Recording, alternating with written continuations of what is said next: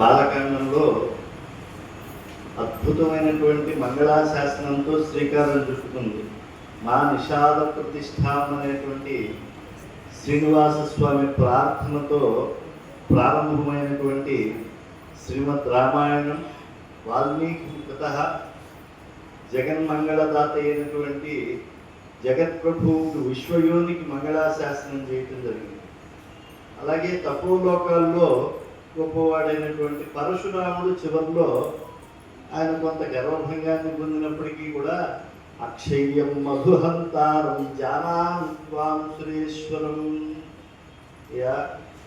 సృష్టి ఆదిలో ఉండేటువంటి మధు అనేటువంటి రాక్షసుని సంహరించి లోకానికి అభ్యుదయాన్ని కలిగించినటువంటి పరమాత్మను నీవే అని చెప్పి నేను తెలుసుకున్నాను అని చెప్పి ఆయన ఒక వ్యాజ దీక్షతో మంగళాశాసనం చేశారు.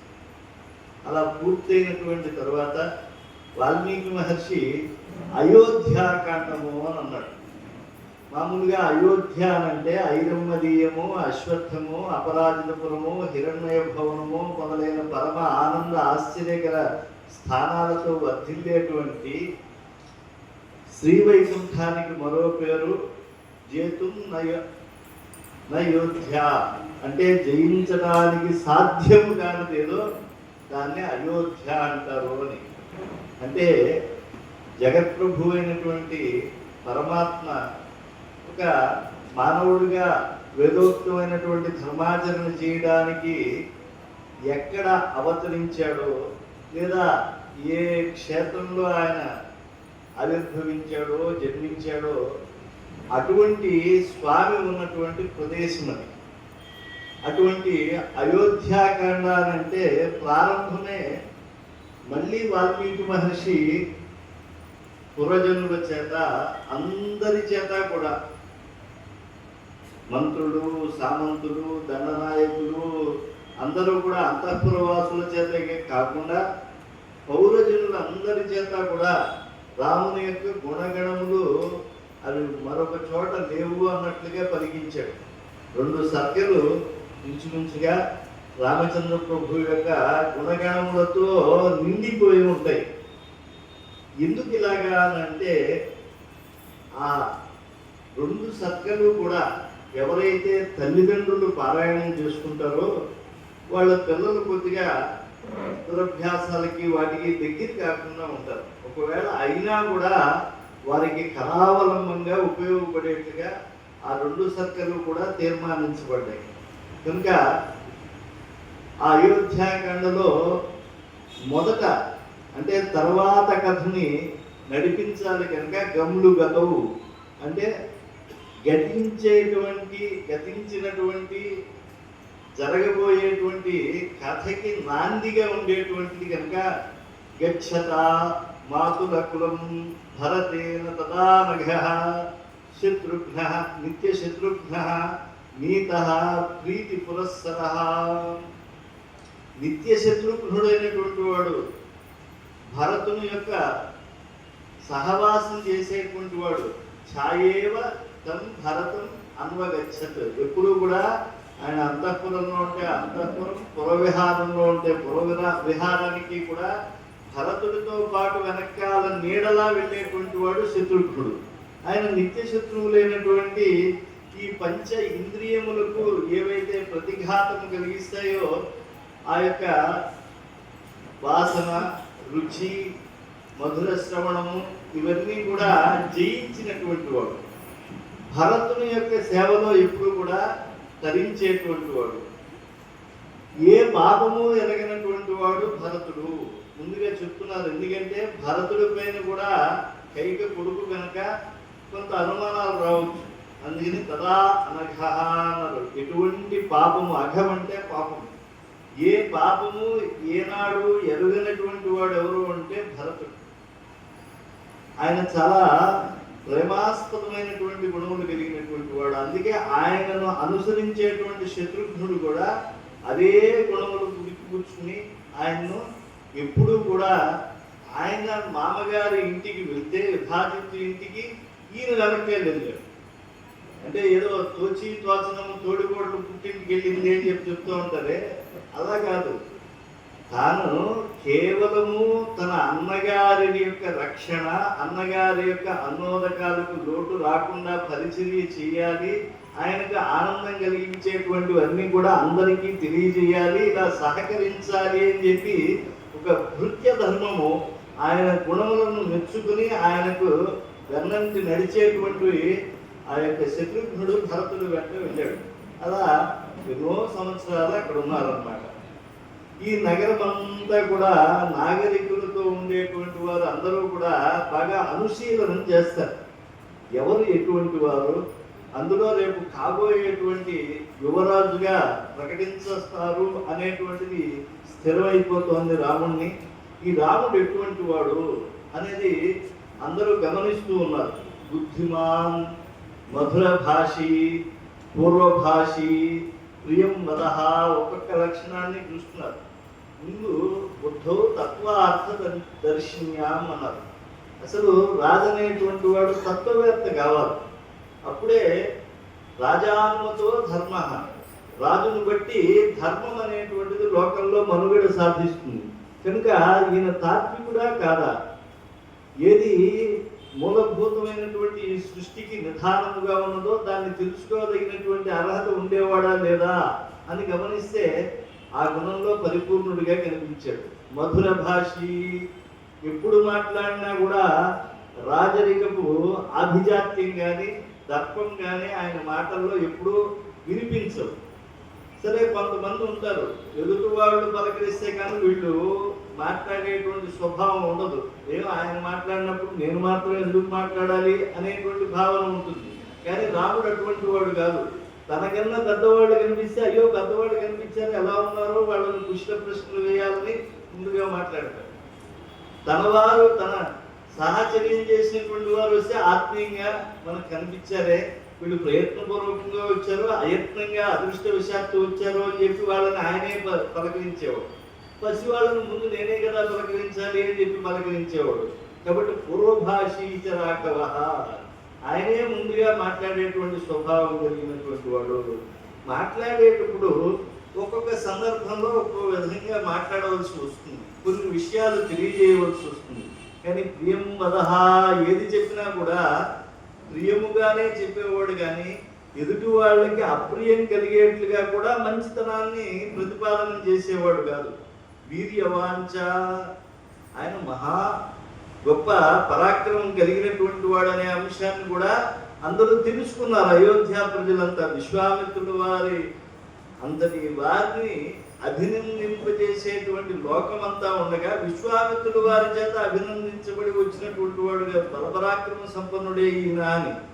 మరి అలాంటి వాడికి ఇంకొక లక్షణం ఉంటుంది, వీర్యేణ మహతాస్వేన విస్మిత. గొప్ప పరాక్రమం కలిగినటువంటి వాడికి ఒక రకమైనటువంటి ఒక కరుడు కట్టినటువంటి అహంకారం వచ్చేస్తుంది. అలాంటిది ఏమాత్రం లేనటువంటి మహనీయుడు ఎవరు అంటే రామచంద్ర ప్రభు. ఎంతటి పరాక్రమం తనకు ఉంది అని తెలిసినా కూడా ఇంతటి పరాక్రమం నాకు ఉంది కదా అని చెప్పి ఒకళ్ళ ముందు దాన్ని ఎప్పుడూ కూడా బయటపడేట్టుగా అభివ్యక్తీకరించేటువంటి మాట అనేటువంటి వాడు కాదు. దృఢ భక్తి, భగవంతుని యందు భక్తి ఉంది. మామూలుగా ఆయన కూడా గొప్ప భక్తుడే అండి అని కొంతమంది అంటూ ఉంటారు. కానీ అప్పుడప్పుడు ఉన్నావా, అసలు ఉన్నావా అని మొదలెట్టారు. చూశాం కదా భక్తుల చరిత్రలో కూడా. అసలు ఆ గజేంద్రుడు ఏమంటాడు, కలడు కలడినని వాడు కలడో లేడో అంటాడు. ఆ భావం పోయిన తర్వాతే వస్తాడు పరమాత్మ దగ్గరికి. అలాగే రామదాసు కూడా చెరసాలలో పెట్టి కొడుతూ ఉంటే ఆయన ఊరుకోలే. అప్పటి వరకు చాలా తన్మయత్వంతో, భక్తితో, శ్రద్ధతో ఎన్నో ఆభరణాలు చేయించాడు. ఎవడబ్బో సుమ్మని నువ్వు ఇలా కులుపుతూ వేసుకుంటున్నావయ్యా రామచంద్ర, ఇది ఏమన్నా బాగుందా? సీతమ్మకేమో చింతాకి పథకం చేయించనా, నీకేమో ఇన్ని ఆభరణాలు చేయించనా, ఇన్ని చేయిస్తే కులుపుతూ ఉన్నావే, ఎవడబ్బో సొమ్ము అనుకుంటున్నావు? నీ దశరథుడిదా, నీ తండ్రి దశరథుడిదా, లేకపోతే మీ మామ ఆ యొక్క మిథిలానగరాధీశుడిదా? ఎవరిది కాదు కదా. ఇలాంటి మాటలు అనేటువంటి వాళ్ళు ఉంటారు, వాళ్ళు భక్తి పరులే. మరి ఒక్కసారి అనుమానం వస్తుంది, ఏమండి ఏదో లేదండి, భక్తుడి వెంట ఇలాంటి మాటలు అప్పుడప్పుడు ఇలాంటివి వస్తూ ఉంటాయి. అన్నమాచార్యుల వారు కూడా అంటారు కదా, ఒక్క సంకీర్తన చాలు ఒత్తికై నన్ను రక్షించక తక్కినవి నీ భాండారాన్ని దాచి ఉందని. అంటే 600 సంవత్సరాలు అలా దాచిపెట్టుకున్నాడు. కాబట్టి ఇలాంటి వాళ్ళ ఆ రజోగుణం తప్పు కదండి అని అంటే అది అసలు తప్పే కాదన్నారు జగన్నాథ పండిత్ రాయలు. ఆయన అంటాడు, మామూలుగా ఎవరు పరమాన్నం చేసుకుంటే కారం వేసుకోరు కదండి, మీరు ఇది ఎలా ఒప్పుకుంటున్నారు అని అంటే, నిజమే, తీపికి కారానికి వైరుధ్యం ఉంటుంది, అందులో అనుమానం ఏం లేదు. కానీ శ్రీరామును బెల్లం పానకంలో మిరియాలు బాగా కలుపుకుని తాగండి, 2 గ్లాసులు పుచ్చుకునే వాళ్ళు 3వ గ్లాసు 4వ గ్లాసు పుచ్చుకునే అవకాశం ఉంది కదా. కాబట్టి ఇలాంటి వాళ్ళ యొక్క రజోగుణం భక్తిలో ఏదైతే ఉంటుందో అది నావాడు రాముడు, నా రాముడు నాకుండగా నేను ఎందుకు బెంగ అనేటువంటిది వచ్చినప్పుడు, తన అని అనుకున్నప్పుడు తల్లి బిడ్డని ఎంత మాటన్నా అనగలుగుతుందో, తండ్రి బిడ్డని ఎలా అనగలుగుతాడో, పరమాత్మతో కూడా అలా అనేటువంటి ఒక చనువు అనేటువంటిది వస్తుంది. అదే అక్కడ జరిగేటువంటిది. కాబట్టి అసలు ఈ భక్తి అనేటువంటిది ఎప్పుడు వస్తుందో ఎలా వస్తుందో కూడా తెలియదండి. వచ్చిన తర్వాత దృఢంగా నిలిచిపోతే అది అదృష్టం. అది జన్మతః వచ్చింది రామచంద్ర కొడుకు, కర్మతః కొంతమందికి వస్తుంది. రావులపాలెంలో సరదాగా ఒక చిన్న వృత్తాంతం గుర్తొచ్చింది. ఒక ఆవిడ సత్యవాది సుబ్బమ్మ గారు అని పేరుండేది. దీన్ని కూడా ఉండవచ్చు మీరు అందరూ కూడా. ఆవిడ ఏం చేసిందంటే, సత్యము భగవంతుడు లేడు అని చెప్పి ఆవిడకి ఒక నమ్మకం. ఒకసారి బాగా ఆవిడకి జామ తోటలు గట్రా ఉన్నాయి, బోర్డంత సంపద ఉండేప్పటికీ ఆవిడ ఏం చేసిందంటే ఒక నాస్తికుల సభ ఏర్పాటు చేసింది. నా చుట్టుపక్కల వాళ్ళు నమ్మట్లేదు, నేను ఎంత చెప్పినా నాకు కంఠదోషే, కానీ ఈ అమ్మలక్కలు నా చుట్టూ పక్కన ఎదురింట్లో ఉండేటువంటి వాళ్ళు వీళ్ళందరూ కూడా దేవాలయాలకు వెళ్తున్నారు, తీర్థ స్నానాలకు వెళ్తున్నారు, పుణ్యకార్యాలు చేసేస్తున్నారు. వీళ్ళందరికీ జ్ఞానం వచ్చేట్టుగా నేను చెప్పడంలో లోపం ఏదో ఉంది. కాబట్టి నాస్తికుల సభ 9 రోజులు పెట్టి దేశంలో పేరు మోసినటువంటి నాస్తికులందరినీ తీసుకొచ్చి అక్కడ వాళ్ళ చేత అనేకమైనటువంటి విషయములు చెప్పించుకుని అవన్నీ నేను రాసుకుని, ఆ తర్వాత నేను ఒక సంగ్రహంగా సినాప్సిస్ అంటారే, పిహెచ్డి సినాప్సిస్ లాగా నేను ఒకటి విడుదల చేద్దాం అనుకుంటున్నాను అని చెప్పి ఆవిడ సభ పెట్టింది. 9 రోజులు అయింది. దేవుడు ఎందుకు లేడంటే, దేవుడు అనే చెప్పబడేవాడు ఎందుకు లేడంటే, దేవుడు అనే పదార్థం ఎందుకు లేడంటే, దైవశక్తి చేత ఏమీ ఎందుకు లేదు అని అంటే అని చెప్పి అందరూ వాదిస్తున్నారు. విని విని విని విని 9వ రోజు ఆవిడ లేచి, ఇప్పటి వరకు ఏదో అజ్ఞానం బాగా ఆవరించి ఉంది, ఈ చీకటి సూర్యుడు వచ్చాక ఎలా వెళ్ళిపోతుందో అలాగే నాలోంచి వెళ్ళిపోయింది, భగవంతుడు ఉన్నాడు, మీరందరూ వాదించిన తర్వాత మీ వాదనలు విన్న తర్వాత భగవంతుడు లేనటువంటి చోట నేను లేను, సర్వత్రా వ్యాపించి ఉన్నాడు అనేటువంటి తత్వాన్ని తెలుసుకున్నానని చెప్పి ఆవిడ లోకార్పణం చేసిన తన విజ్ఞానాన్ని. అలాగా ఒకసారి వచ్చి ఒకసారి పోయేది కాదు, ఒకసారి వచ్చిన తర్వాత జీర్ణమైనటువంటి రక్తనిష్టమైనటువంటి ఆ గుణం పోదు కొంతమంది మహాత్ములలో. అలా రామచంద్రుడిలో ఉండేటువంటిది దృఢభక్తి, స్థిర ప్రజ్ఞ. చూడండి, గొప్ప ప్రజ్ఞ కలిగినటువంటి వాడే అర్జునుడు. కానీ ఒక్కసారి మమ అనేటువంటి భావం వచ్చి నా వాళ్ళు అనేప్పటికీ ఒక్కసారి అన్ని విజయాలు సాధించి విజయుడు అనేటువంటి బిరుదునామం పొందినటువంటి వాడు ఎన్ని విజయాలు, జీవితంలో అపజయం అనేటువంటిది ఆయన తెలియదు. ఒక భీష్మాచార్యులను తప్పించి మొత్తం కురు సైన్యాన్నంతా ఆయన ఒక్కడే సమ్మోహనాస్త్రంతో కొట్టగలిగినంత ప్రజ్ఞాధురంధుడు ఆ శమంత పంచకం అనేటువంటి కురుక్షేత్ర యుద్ధ భూమికి వచ్చేటప్పటికి ఒక్కసారి ఆయనకి ధైర్యం కోల్పోవలసి వచ్చింది. అలాంటి వాడు కాదు, స్థిర ప్రజ్ఞుడు ఆయన. ఎప్పుడు కూడా ప్రజ్ఞను సర్వకాలంలో ఎందు తన ఎందు ఉంచుకున్నటువంటి వాడు. నా అసద్గ్రాహి. లోకంలో మనకు ఒక అభిప్రాయం ఏర్పడుతుంది, కానీ కొంతకాలం తరువాత ఇది సత్యము అని తెలుస్తుంది. కానీ అప్పటికే మనం చాలా చోట్ల అది ప్రకటించేసి ఉంటాం కనుక ముందు దాన్నే మనం సమర్థించుకోవాలనుకుంటాం, కానీ తరువాత దాన్ని అసత్యం అని చెప్పడానికి అందరికీ ధైర్యం సాలదు. కానీ ఈయన నా అసద్గ్రాహి, ఎప్పుడూ కూడా సత్పదార్థాన్ని సత్పదార్థముగా గుర్తించగలిగినటువంటి వాడు ఒకవేళ తను భ్రమపడ్డాను అని అనుకుంటే ఒక క్షణంలో దాన్ని తొలగించుకోగలిగినటువంటి సామర్థ్యం కలిగిన వాడు, దాన్ని ప్రకటించగలిగినటువంటి సత్యనిష్ట కలిగినటువంటి మహనీయుడు. నచ దుర్వచాహ, ఎప్పుడూ కూడా శత్రావకు గుణారోపం, శత్రువుని ఎందు కూడా ఉండేటువంటి గుణములు చెప్తాడు కానీ ఎవరిని కూడా దుర్వచనములు వాడేవాడు కాదు. ఒకవేళ వాడుతూ ఉన్నా తన సహచరుల్ని మానిపించేటువంటి స్వభావం కలిగినటువంటి వాడు. నిస్తంద్రిహి, సోమరితనం అనేటువంటిది రాజకుటుంబీకుల్లో బాగా సంపన్నులు ఏంటో ఉంటుంది. అలాంటిది ఈయన దగ్గర ఏమాత్రం కూడా లేదు అని చెప్పి ప్రజలంతా కీర్తిస్తున్నారు. అప్రమత్తశ్చ, ఎల్లప్పుడూ కూడా ఏదో పరాకుగా ఉండటం, ఒకదానికి ఒకటి మాట్లాడటం, ఒక పనికి ఒకటి చేయటం, ఇలాంటివి లేవు. ఎప్పుడు కూడా చాలా ధైర్యంతో చేయవలసినటువంటి కార్యక్రమం పట్ల అవధాన చిత్తంతో ఉంటాడు.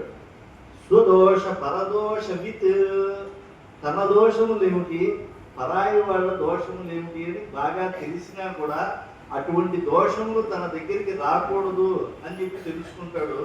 తను ఏమి ఈ సందర్భంలో తప్పు చేయవచ్చు, లేదా పరాయి వాళ్ళు ఈ సందర్భంలో ఏమి తప్పు చేయవచ్చు, అప్పుడు తాను ఎలా ప్రతిస్పందించాలి, ఒకవేళ తాను తప్పు చేయవలసినటువంటి సందర్భం వస్తే తనను తాను ఎలా తప్పు చేయకుండా జాగ్రత్తలు తీసుకోవాలి అని ఆలోచించేటువంటి చాలా తీక్ష్ణమైనటువంటి బుద్ధి కలిగినటువంటి మహనీయుడు. ఇలాగా అనేకమైనటువంటివి చెప్పబడ్డాయి. నా అశ్రేయసిరత, ఎప్పుడు కూడా శ్రేయస్సు ఇవ్వనటువంటి దుర్వ్యసనాదుల పట్ల ఏమాత్రం మనస్సులో కూడా బాగపి అంటారే అలాంటి ఒక అనురక్తి లేనటువంటి వాడు. విద్వాన్, చాలా సత్యమైనటువంటిది ఏదో అది గ్రహించేటువంటి సారభూతమైన ధర్మజ్ఞుడు. విరుద్ధ కథారుచి, కొంతమంది శాస్త్రవాదములను బయలుదేరి ధర్మ విరుద్ధమైనటువంటివి కొన్ని కథలతో చెప్పి ఇచ్చేస్తూ ఉంటారు. ఒక్కొక్కసారి ఆ కథా బలమును విని భ్రమపడేటువంటి స్థితి వస్తుంది. ఎలా అయితే ఎడారులలో నీళ్లు ఉన్నట్లు అనిపిస్తూ ఉంటుందో అలాగే ఒక్కొక్కసారి ఆ మృగమరీచికల లాంటి కథలు అవి ఒప్పించేటువంటివిగా ఉంటాయి. కానీ వాటి పట్ల ఏమాత్రం ఒక కాలంలో కూడా ఆయన అనురక్తుడు అయ్యేటువంటి వాడు కాదు. ఉత్తరోత్తర యుక్తౌచ వక్త వాచస్పతి యథ, అంతెందుకండి ఆయనతో మాట్లాడుతూ ఉంటే తరువాత మాట కొద్దిసేపు మాట్లాడిన తర్వాత ఎదుటివాడిలో కొంత ఆ పటుత్వం తగ్గుతుంది. కానీ రామచంద్రుడు ఎంతసేపు మాట్లాడుతూ ఉంటే అంత తన ధర్మవాదానికి శక్తి పెరుగుతూ ఉంటుంది. వాచస్పతి యథ, బృహస్పతి ఎంతటి వాడో ఆలోచించి పలుకు చేసేటువంటి వాళ్ళలో ఎవరినన్నా పోల్చాలి అంటే దేవతల గురువు అయినటువంటి బృహస్పతి. ఆయన మాట్లాడుతూ ఉంటే ఇంద్రాదులంతా అలా వింటూ ఉంటారు. బృహస్పతి వక్త ఇంద్రస్య శ్రోత, బృహస్పతి చెప్తూ ఉంటే ఇంద్రుడు వింటూ ఉంటేట, ఇంద్రుడు వింటున్నాడంటే సకల దేవతలు కూడా వింటూ ఉంటారు. దివ్యం వర్ష సహస్రం నాంతం జగామ అన్నారు. అంటే అంత శాస్త్రీయంగా చెప్తూ ఉంటే ఆ పారమ్యంలో మునిగిపోయి కాలగమనము కొన్ని వేల సంవత్సరాలైనా తెలుసుకోలేరు. అంత గొప్ప వక్త అని చెప్పి చెప్పారు. ఇలాగా ఒక 3 శ్లోకాల్లో ఉండేటువంటివి సమీక్షించుకున్నాం. అన్నీ అయితే మళ్ళా ఇంకో రామాయణం అయిపోతుంది. కృత్వే బహుత్వ సిద్ధి స్యాత్ అంటారు వేదంలో. అంటే మామూలుగా అయితే అన్ని భాషల్లో, తెలుగులో, ఇంగ్లీష్ మీడియంలో అన్నింటిలో కూడా 2 ఉంటాయి, ఏకవచనం బహువచనం. సంస్కృతంలో ద్వివచనం ఒకటి ఉంటుంది. 2 రాములు వచ్చారు అంటే రామవు ఆగతవు అంటే చాలు, ద్విశబ్దం వాడవలసినటువంటి అవసరం లేదు. 3 వచ్చిందనుకోండి అక్కడి నుంచి ఎంతైనా సరే బహువచనం. కనుక వేదం ఏం చెప్పింది అంటే 3 అనేటువంటివి మనం స్మరిస్తే చాలా ఎక్కువ చెప్పుకున్నట్టే అని. కనుక ఒక 3 శ్లోకాల్లో పురజనులు చెప్పుకున్నటువంటి అనంతమైనటువంటి కళ్యాణ గుణములు, అక్కడేమో 16 గుణములు వాల్మీకి చెప్తే ఉన్నాడా అని ఆయన 64 గుణములు చెప్తే వీళ్ళు ఇంక దానికి రెట్టింపు గుణములు వీళ్ళు అయోధ్య నగర ప్రజలు రాముడిలో ఉన్నాయని చెప్పి గ్రహించారు. అంటే పురజనులకు కూడా తెలిసిపోయేంతటి ధర్మవర్తనుడు రామచంద్ర ప్రభు. అందుకే రామో రామో రామ ఇది ప్రజానాం అభవన్ కథాః. వాళ్ళు ఏం చెప్పుకున్నా కూడా ఎవరి కథలు చెప్పుకుంటున్నారు? రాముడు అప్పుడు అది చేసేట, రాముడు ఇప్పుడు ఇది చేసేట, ఇప్పుడు ఇది చేస్తున్నట్ట అని చెప్పి చెప్పుకుంటూ ఉంటారు. అలా వాళ్ళ జీవన యానం ఎలా వెళుతోంది అంటే రామకథతో వెళుతోంది. ఎవరైనా కూడా రాముణ్ణి చూడలేదనుకోండి, వాళ్ళు రాముణ్ణి చూడనందుకు ఒకళ్ళు ఏదో అనడం కాదు, వాళ్ళ ఆత్మే స్వాత్మాత్యేనం విగర్హతే.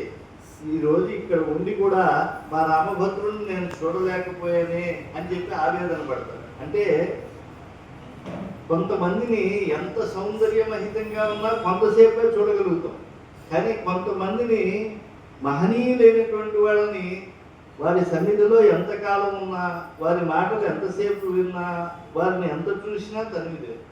అలాంటి లక్షణము కలిగినటువంటి వాడు రామచంద్ర ప్రభువు అని చెప్పి వశీ వదాన్యో గుణవాన్ రుజు శుచి మృదు దయాళు మధుర స్థిర సమః కృతి కృతజ్ఞ ఇత్యాది కళ్యాణములన్నింటినీ కూడా పదే పదే తలుచుకుంటూ ఉంటే దశరథుడు ఉప్పొంగిపోయాడు.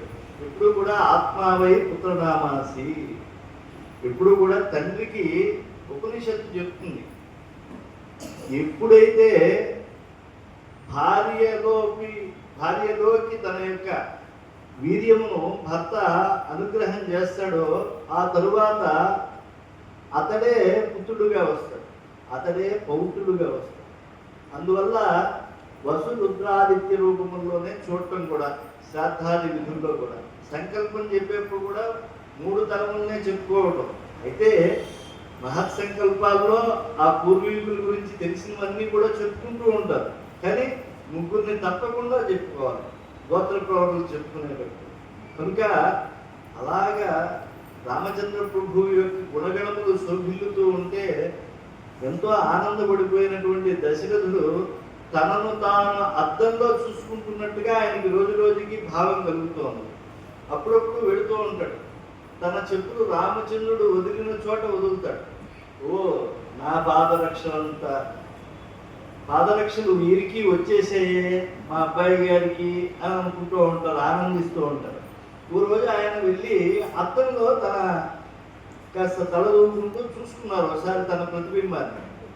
ఓ తెల్ల వెంట్రుకు వచ్చి చెవులో దూరింది.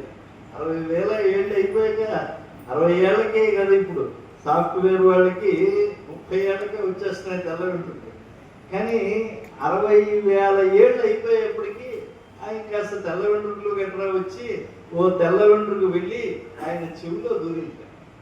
దాన్ని కాసేపు అలా చూసేట ఆయన పరీక్షగా చూసేప్పటికీ అదేదో ఉపదేశం ఇవ్వటానికి నా చెవిలో దూరింది. తం కర్ణమూలమాగత్య ఫలిత ఛద్మనాజర కైకేయీ శంకయేవాహ రామే శ్రీ నిశ్యతామితి. ఆ చెవి యొక్క మూలానికే వెతుకు వెళ్ళారు, లోపలికి వెళ్ళి అలా దూరింది అని అంటే, నాయన నువ్వు కైకకు ఒకప్పుడు 2 వరములు ఇచ్చావు, ఆమె ఎటువంటి వరములు కోరుతుందో కూడా తెలియదు, అవ్యవస్థత చెప్తున్నారు. మామూలుగా సహజంగా ఆవిడ మంచి ఆవిడగానే కనిపిస్తూ ఉంటుంది, కానీ ఒక్కొక్కసారి ఆవిడ అలగటము, కోపగృహాదులకు వెళ్ళటము, నానాలది చేయటము ఇవన్నీ దశరథుడికి తెలుసు. కనుక ఈ చిన్నదైనటువంటి నా భార్య ఏ ప్రమాదాన్ని తీసుకుపెడుతుందో అని తెలియజేస్తోంది తెల్ల వెంట్రుక. తమ కర్ణమూలం ఆగత్య ఫలిత జన్మనాజర, ఆ వయస్సు ప్రభావం చేత తెల్లబడింది. కైకేయీ శంకయేవాహ రామే శ్రీ నిశ్యతామి. కైకేయ అంటే అచేతనమైనటువంటి వాటి యందు ఏమీ ఉండదండి, కానీ మనకి అలా అనిపిస్తూ ఉంటుంది ఒక్కొక్కసారి, ఏదో ఆ సందేశం ఈ సందేశం అన్నట్టుగా అనిపిస్తూ ఉంటుంది. అలా అనిపించింది. ఈ తెల్ల వెంట్రుక యొక్క ప్రబోధం ఆయనలో అలాంటి భావన కలిగించి దీన్ని ఆలోచన చేశాడు. ఎప్పుడైనా సరే అండి, అతి స్నేహ పాపసింకి. అతి ప్రేమ కనుక ఏ వస్తువు పట్ల మనం పెంచుకున్నా, ఏ వ్యక్తి పట్ల మనం పెంచుకున్నా, ఏ పరిస్థితుల పట్ల మనం పెంచుకున్నా, ఏ ప్రాంతం పట్ల మనం పెంచుకున్నా, ఈ అతి స్నేహం అనేటువంటిది మన చేత పాపపుట ఆలోచనలు లేదా తప్పుటడుగులు లేదా తప్పటడుగులు వేయించేటువంటి స్థితికి తీసుకొస్తుంది. ఈయన కూడా ఏం చేశాడు, తన నిర్ణయాన్ని అంతఃపురంలో ఎవరికీ తెలియజేయడు. సభామధ్యంలోకి వెళ్ళిపోయాడు. సభామధ్యంలోకి వెళ్ళిపోయి ఆయన సభలోకి అందరినీ పిలిపించాడు. ఈ దూరంగా ఉండేటువంటి యుధామన్యుని, జనక మహారాజుని పిలిపించలేదు. వాళ్ళిద్దరినీ కాకుండా ఆయన వెంటనే పురోహితుల ద్వారా ఒక ముహూర్తం కూడా రేపటికే నిర్ణయించేసుకుని సభలోకి వెళ్ళి, ఇదం శరీరం కృష్ణస్య, ఈ శరీరం చాలా విశాలం అయిపోతుంది. అంటే ఒడిలిపోయినప్పుడు కొంచెం పసి వయసులో ఉన్నప్పుడు కన్నా కూడా ఒడిలిపోయిన తర్వాత శరీరం వైశాల్యం అవుతూ ఉంటుంది. ఎందుకంటే లోపల మాంసం తగ్గిపోతూ ఉంటుంది కనుక. లోకస్య చరతాం హితం పాండురస్యాతపత్రస్య ఛాయాయాం జనితం మయా, నేను శ్వేతఛత్రం కింద రాజుగా నేను కూర్చుని నా వయస్సులో నేను ధర్మాచరణ కోసం ఏమేమి చేయాలో అవన్నీ చేస్తూనే ఉన్నాను ఈ రోజు వరకు కూడా. ఈ తెల్ల గొడుగుల కింద వెల్ల గొడుగుల కింద ఉన్నటువంటి నా దేహము వయస్సు చేత పాలిపోయింది. దీన్ని మీరు ఎవరన్నా గుర్తించారా? ప్రాప్య వర్ష సహస్రాణి బహూన్యాయూంషి జీవతః జీర్ణస్యాస్య శరీరస్య విశ్రాంతిం అభిరోచయే. ఇన్ని ఏళ్ళు నాకు గడిచిపోయాయి కనుక, ఇంత వయస్సు నాకు వచ్చేసింది కనుక నా శరీరం బాగా పాలిపోయి ఉంది. ఎవరికైనా ఇంతే కదా, ఈ జీర్ణమైనటువంటి శరీరం ఇప్పుడు విశ్రాంతిని కోరుకుంటోంది. ఎప్పుడూ పరిగెత్తమంటే ఎవడు పరిగెత్తగలడు? ఎంత మ్యారథాన్ అయినా కూడా ఎంతో కొంత పరుగులు తీసిన తర్వాత వాడికంటూ ఆయాసం రావడం, చోట నీరసపడటం, చతికిలు పడటం ఎంతటి వాడికైనా అది సంప్రాప్తిస్తుంది కదా. ఇన్ని వేల సంవత్సరాలు రాజ్యపాలన చేసి నేను అలసి సొలసిపోయాను. ఈ దేహము చాలా గట్టిగా కోరుకుంటోంది విశ్రాంతిని. పురందర సమహ వీర్యే రామ పరపురంజయ. అయితే మీ అందరికీ కూడా ఒక ఆవేదన రావచ్చు, రాజుగారు ఏదో సమస్య ఇచ్చేశారు, పరిష్కారం చెప్పట్లేదని అనుకోకండి. సాక్షాత్తు మహనీయుడైనటువంటి దేవేంద్రుడు అంతటి వాడు నా పుత్రుడు రాముడు ఉన్నాడు. పరాక్రమంలో పరమేశ్వరుడు అంతటి వాడు నా రాముడు ఉన్నాడు. ఆయన ఇక ఈ రాజ్యరమను వహించడానికి యువరాజ్య పట్టాభిషేకానికి అర్హుడై ఉన్నాడు అని చెప్పి ఆయన తన యొక్క అభిప్రాయాన్ని చాలా విస్తారంగా సభలో చెప్పడానికి ఆయన ప్రారంభించాడు. కానీ ప్రజలు ఒక్కసారిగా వృష్టిమంతం మహామేఘం నర్దంత ఇవ బరిహినః. బరిహినః అంటే నెమళ్ళు. ఎప్పుడైనా కూడా బాగా వర్షించేటువంటి మేఘములు ఆకాశమంతా ఆవరించేస్తే ఆ నల్లని కారు మేఘములు వర్షిస్తాయి అని చెప్పి వర్షోదకాన్ని బాగా ఇష్టపడేటువంటి నెమళ్ళు పురివిప్పి ఒక్కసారి ఎలా అయితే ఆ యొక్క క్రేంకాల వారు చేస్తాయో అలాగే ప్రజలంతా కూడా ఇచ్చామహ ఇచ్చామహ, సరే కోరుకుంటున్నాం అంటున్నారట. హర్ష సమీరిత. వాళ్ళు అదేదో రాజుగారు చెప్పారు కాబట్టి భయపడిపోయి వాళ్ళు ఆ మాటలు చెప్పట్లేదు. రాజుగారు ఏదన్నా చెప్తే మనం కూడా ఉన్నతాధికారులు ఏదన్నా చెప్పారనుకోండి, అయ్యో అలాగే అండి తమరు చెప్పాక అదంత మాట అంటూ తమరు అంటాం. అలా లేదు వీళ్ళు. హర్ష సమీరిత, ఉప్పొంగినటువంటి ఆనందంతో చెప్తున్నారు. జనవు ఘోషోద్ఘుష్ట సన్నాద భవనం కంపయన్నివా. అసలు వాళ్ళంతా కూడా ఆనందాన్ని ఒక్కసారి అలా ప్రకటించేస్తే రామచంద్రుడు రాజు అవడానికి మా అందరికీ ఆనందమే అని చెప్పి చెప్తూ ఉంటే అంత విశాలమైనటువంటి రాజప్రాసాదం కూడా ఈ వీళ్ళ యొక్క కంఠఘోషకి ఒకసారి కనిపించిపోయింది. అంటే ఎంత గట్టిగా వాళ్ళు జయధ్వానాలు పలికారో మనం భావించాలి. మనం కూడా రామచంద్ర ప్రభువుకు పట్టాభిషేకం జరుగుతోంది అంటే ఏ దేవాలయంలో అన్నా మనం అయోధ్య నగర పట్టణ ప్రజలు మనం భావించి ఆ రామచంద్రుల వారికి జయము అనేటువంటి దాన్ని అంత గొప్పగా చెప్పారనమాట. అనేక వర్ష సహస్ర వృద్ధ త్వమసి పార్థివ సంగ్రామం యువరాజానం అభిషించస్వ పార్థివం. నిజమే, మీరు చెప్పారు మహారాజా, చాలా గొప్ప విషయం చెప్పారు. ఇన్ని వేల ఏళ్ళు మీరు పరిపాలన చేశారు. మీరు వృద్ధులైపోయారు, మీరు విశ్రాంతి తీసుకోవడం సమంజసమే. కాబట్టి యువరాజు అయినటువంటి రామచంద్ర ప్రభువుకి రాజరికము అప్పగించడం సమంజసమే అని చెప్పేశారు. మామూలుగా ఎవరైనా రిటైర్ అవుతున్నారనుకోండి, ఒకటే విధమైనటువంటి సభ జరుగుతుంది. వీరు ఏదో ఆ ఏజ్ రావటం వల్ల, రిటైర్మెంట్ ఏజ్ రావటం వల్ల పదవీ విరమణ పొందుతున్నారు, కానీ అసలు వీరికి రిటైర్మెంట్ అవసరం అండి అంటారు. ఆయన అప్పటికే వచ్చాడు, టేబుల్ మీద పడుకుని నిద్రతో ఉంటాడు, తెచ్చుకున్న క్యారియర్ మాత్రం సృష్టిగా తింటాడు, కానీ ముందుంటే ఫైల్స్ ఏం నడవు. అయినప్పటికీ కూడా రిటైర్మెంట్ ఫంక్షన్లో ఏం చెప్తూ ఉంటారు, వారు ఇంకో 60 ఏళ్ళు పని చేయగలరండి, ఏదో రిటైర్మెంట్ ప్రభుత్వ నియమాలు అలా ఉన్నా ఏం చేస్తాం అని చెప్తూ ఉంటే ఆయన మురిసిపోతూ ఉంటాడు ఓహో అని. అసలు అలాంటి మాట ఏదో దశరథ మహారాజుని కూడా అనొచ్చు కదా, ఏమండి అప్పుడే ఎందుకు 4 రోజులు ఉండండి, పాపం రాముడు చిన్నవాడే కదా, మొన్నే పాపం 300 మందిని ఆయన జయించుకుని వచ్చాడు, సామ్రాజ్యాధినేతలందరినీ కూడా శివధనస్సు గట్రా విరిచాడు, 4 రోజులు ఉండండి మీరు అని అంటారేమో అని చూశాడు. ఎవడో ఒక్కడు కూడా అనట్లేదు. ఇచ్ఛామహి మహాబాహుం రఘువీరం మహాబలం గజేన మహతాయాంతం రామం ఛత్రావృతాన్నం.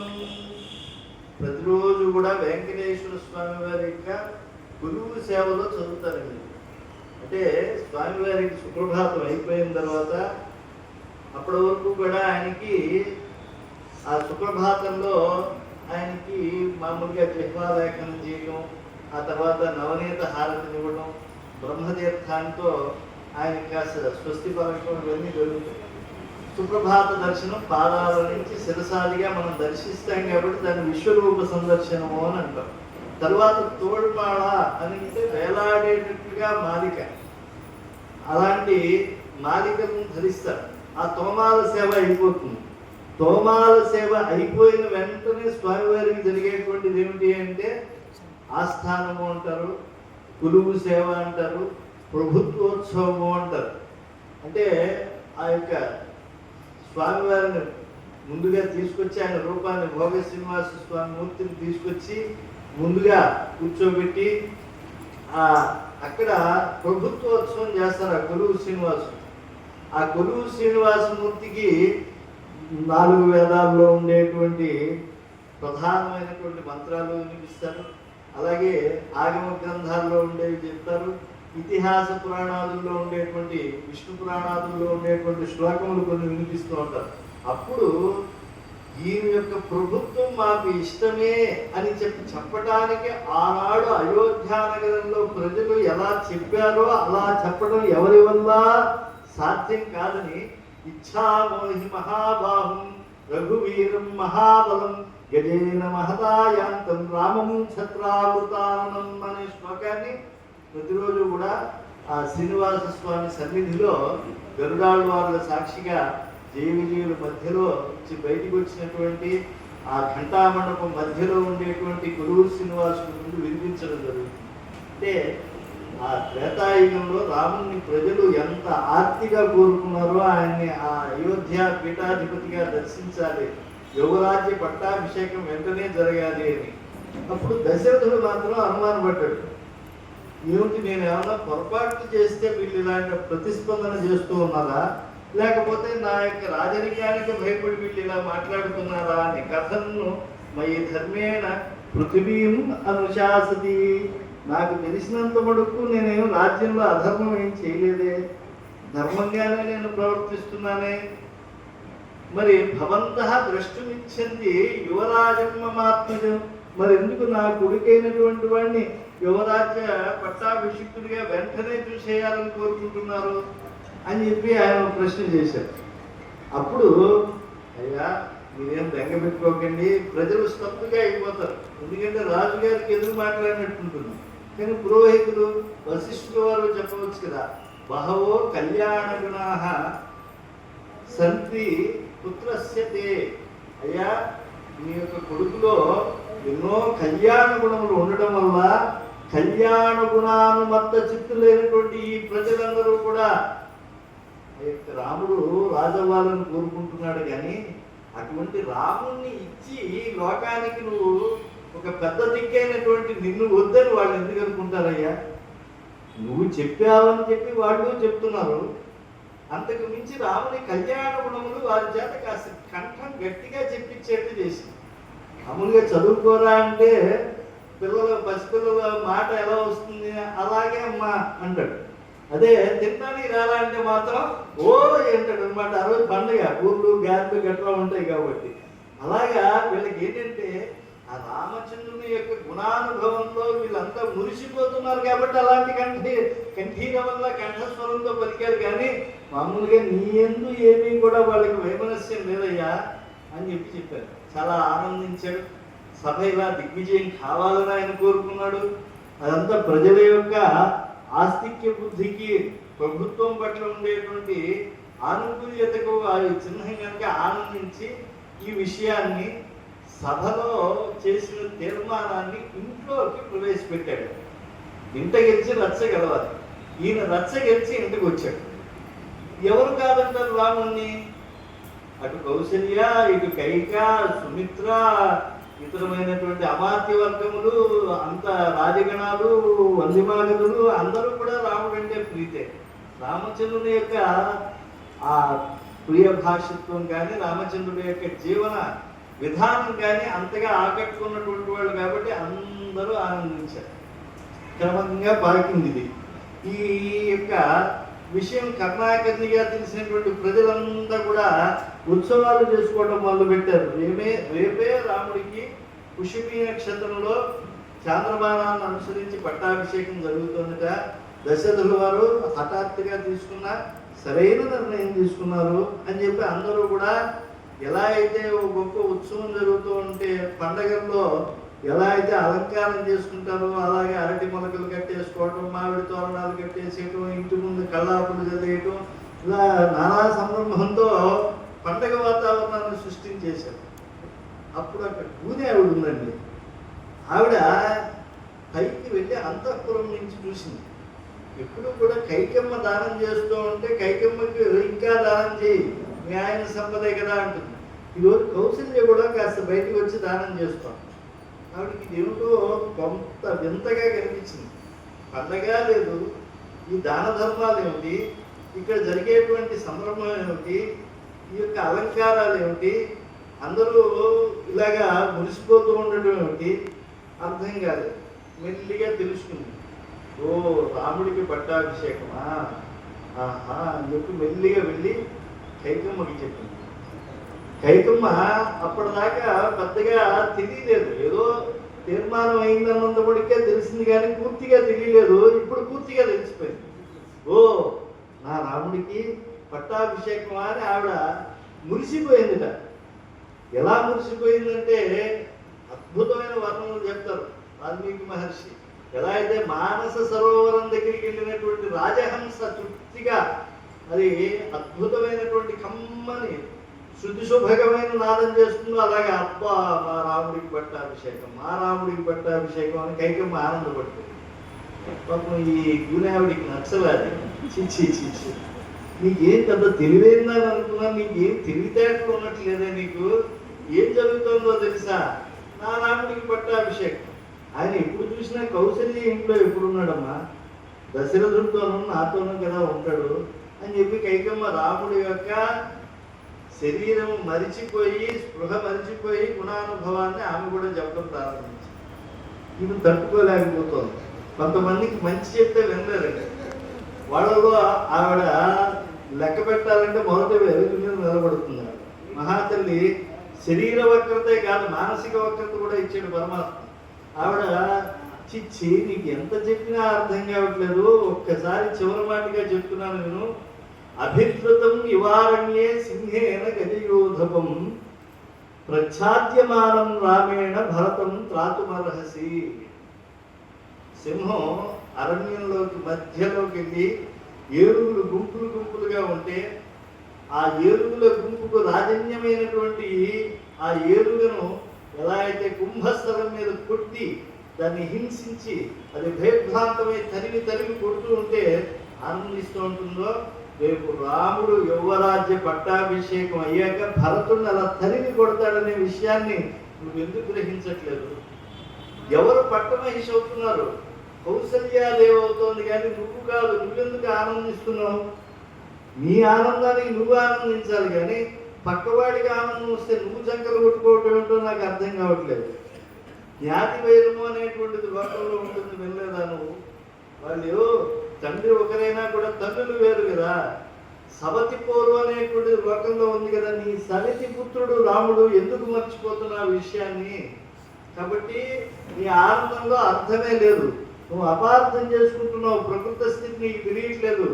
రేపు కౌసల్యకి దాసానుదాసులుగా నిలబడుతున్నప్పుడు నువ్వు కూడా వెళ్ళి ఆ దాసీ జనము మధ్యలో నిలబడితే నీ వెనకాల నేను కూడా దాసీదానిలాగా నిలబడవలసి వస్తుంది. అతో హి సంచింతయ రాజ్యం ఆత్మజే పరస్య చైవాద్య వివాస కారణం. కాబట్టి నీ కడుపున పుట్టినటువంటి వాడైనటువంటి భరతుడికి రాజ్యం రావాలని చెప్పి కోరుకో. అలాగే నీకు పరుడు ఎవడు రాముడు నీకు శత్రువు. నీ కొడుకు యొక్క అధికారాన్ని చేపుచ్చుకోవడానికి పుట్టినటువంటి వాడు. ఎప్పుడు పుట్టాడు ఆయన? ఈరోజు పొద్దున్న పునర్వసు నక్షత్రం ఉండగా దశమి నాడు ఆయన పుడితే మీ అబ్బాయి భరతుడు ఇప్పుడు పుట్టాడు. మధ్యాహ్నం పుష్యమి నక్షత్రంలో పుట్టాడు. ఒకరోజే కదా. ఏం పెద్ద తేడా ఉందని చెప్పి ఆయన పెద్దవాడు నీ కొడుకు చిన్నవాడు అని చెప్పి వీళ్ళంతా తర్కవాదం చేస్తూ ఉన్నారు. ఒకే రోజు పుట్టినప్పుడు ఇలాంటి వాదం చేయడంలో తప్పే ఉంది అని చెప్పి వాదిస్తూ ఉంటే ఆలోచించింది. అలా కాదు, మొత్తం ప్రజలంతా కూడా ఒప్పుకున్నారు కదా. కొంచెం కొంచెం చూడండి.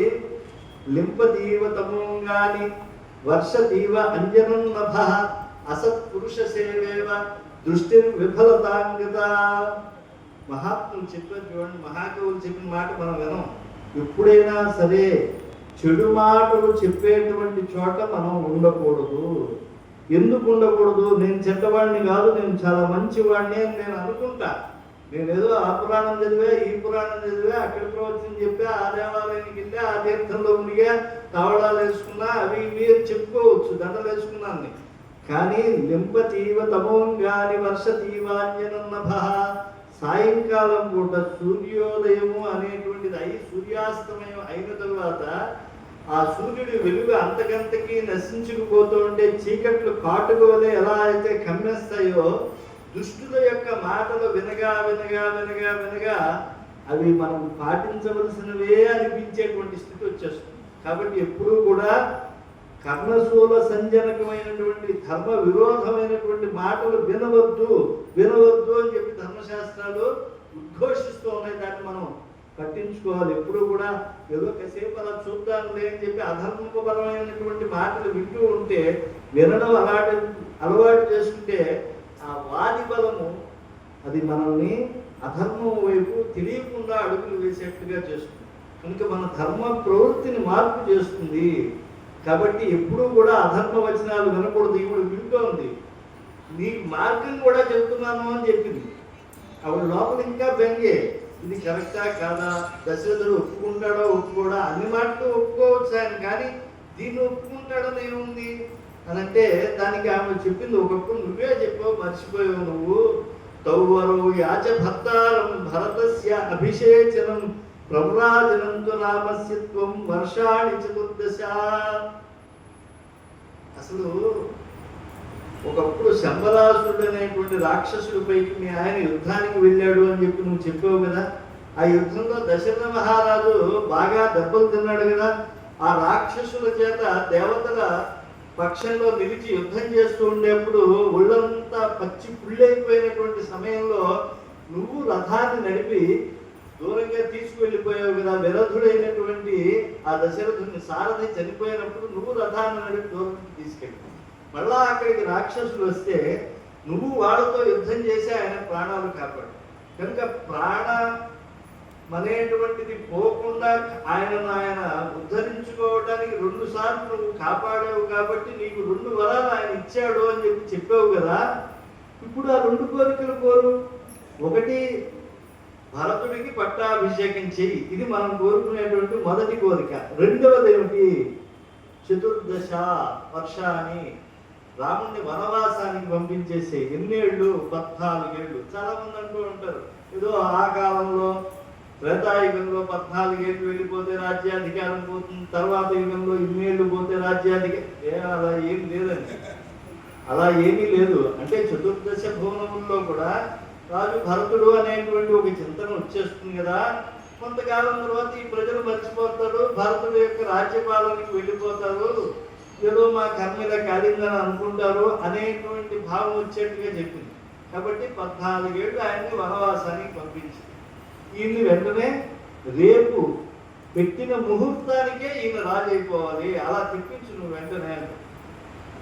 ఆమె ఏముంటోంది మందర, రేపు పెట్టిన ముహూర్తానికే అంటే రేపు పెట్టినటువంటి పుష్యమీ నక్షత్రం ఎవరికి అనుగుణం?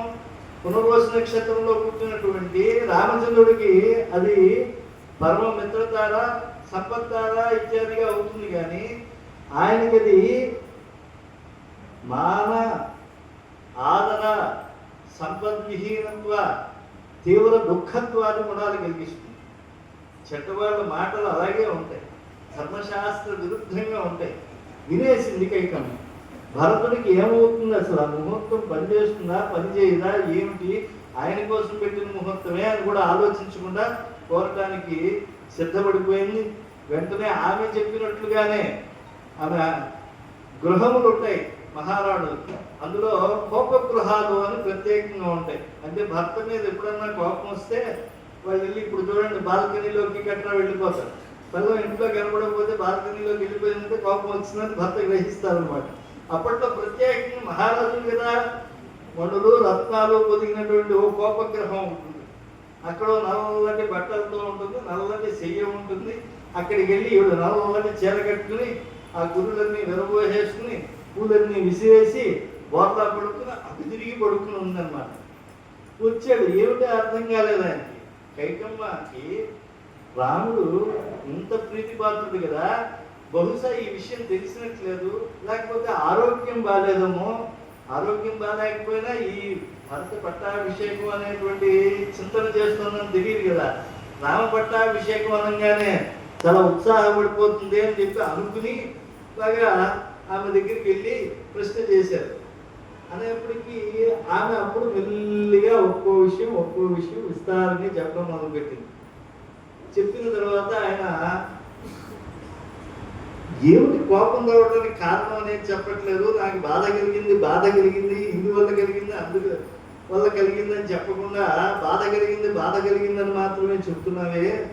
నీకు బాధ కలిగేటువంటి విషయాన్ని నేను ఏమీ చెయ్యను. దశరథ మహారాజు గారికి ఒక మంచి లక్షణం ఉంటుందని మనం చెప్పుకున్నాం.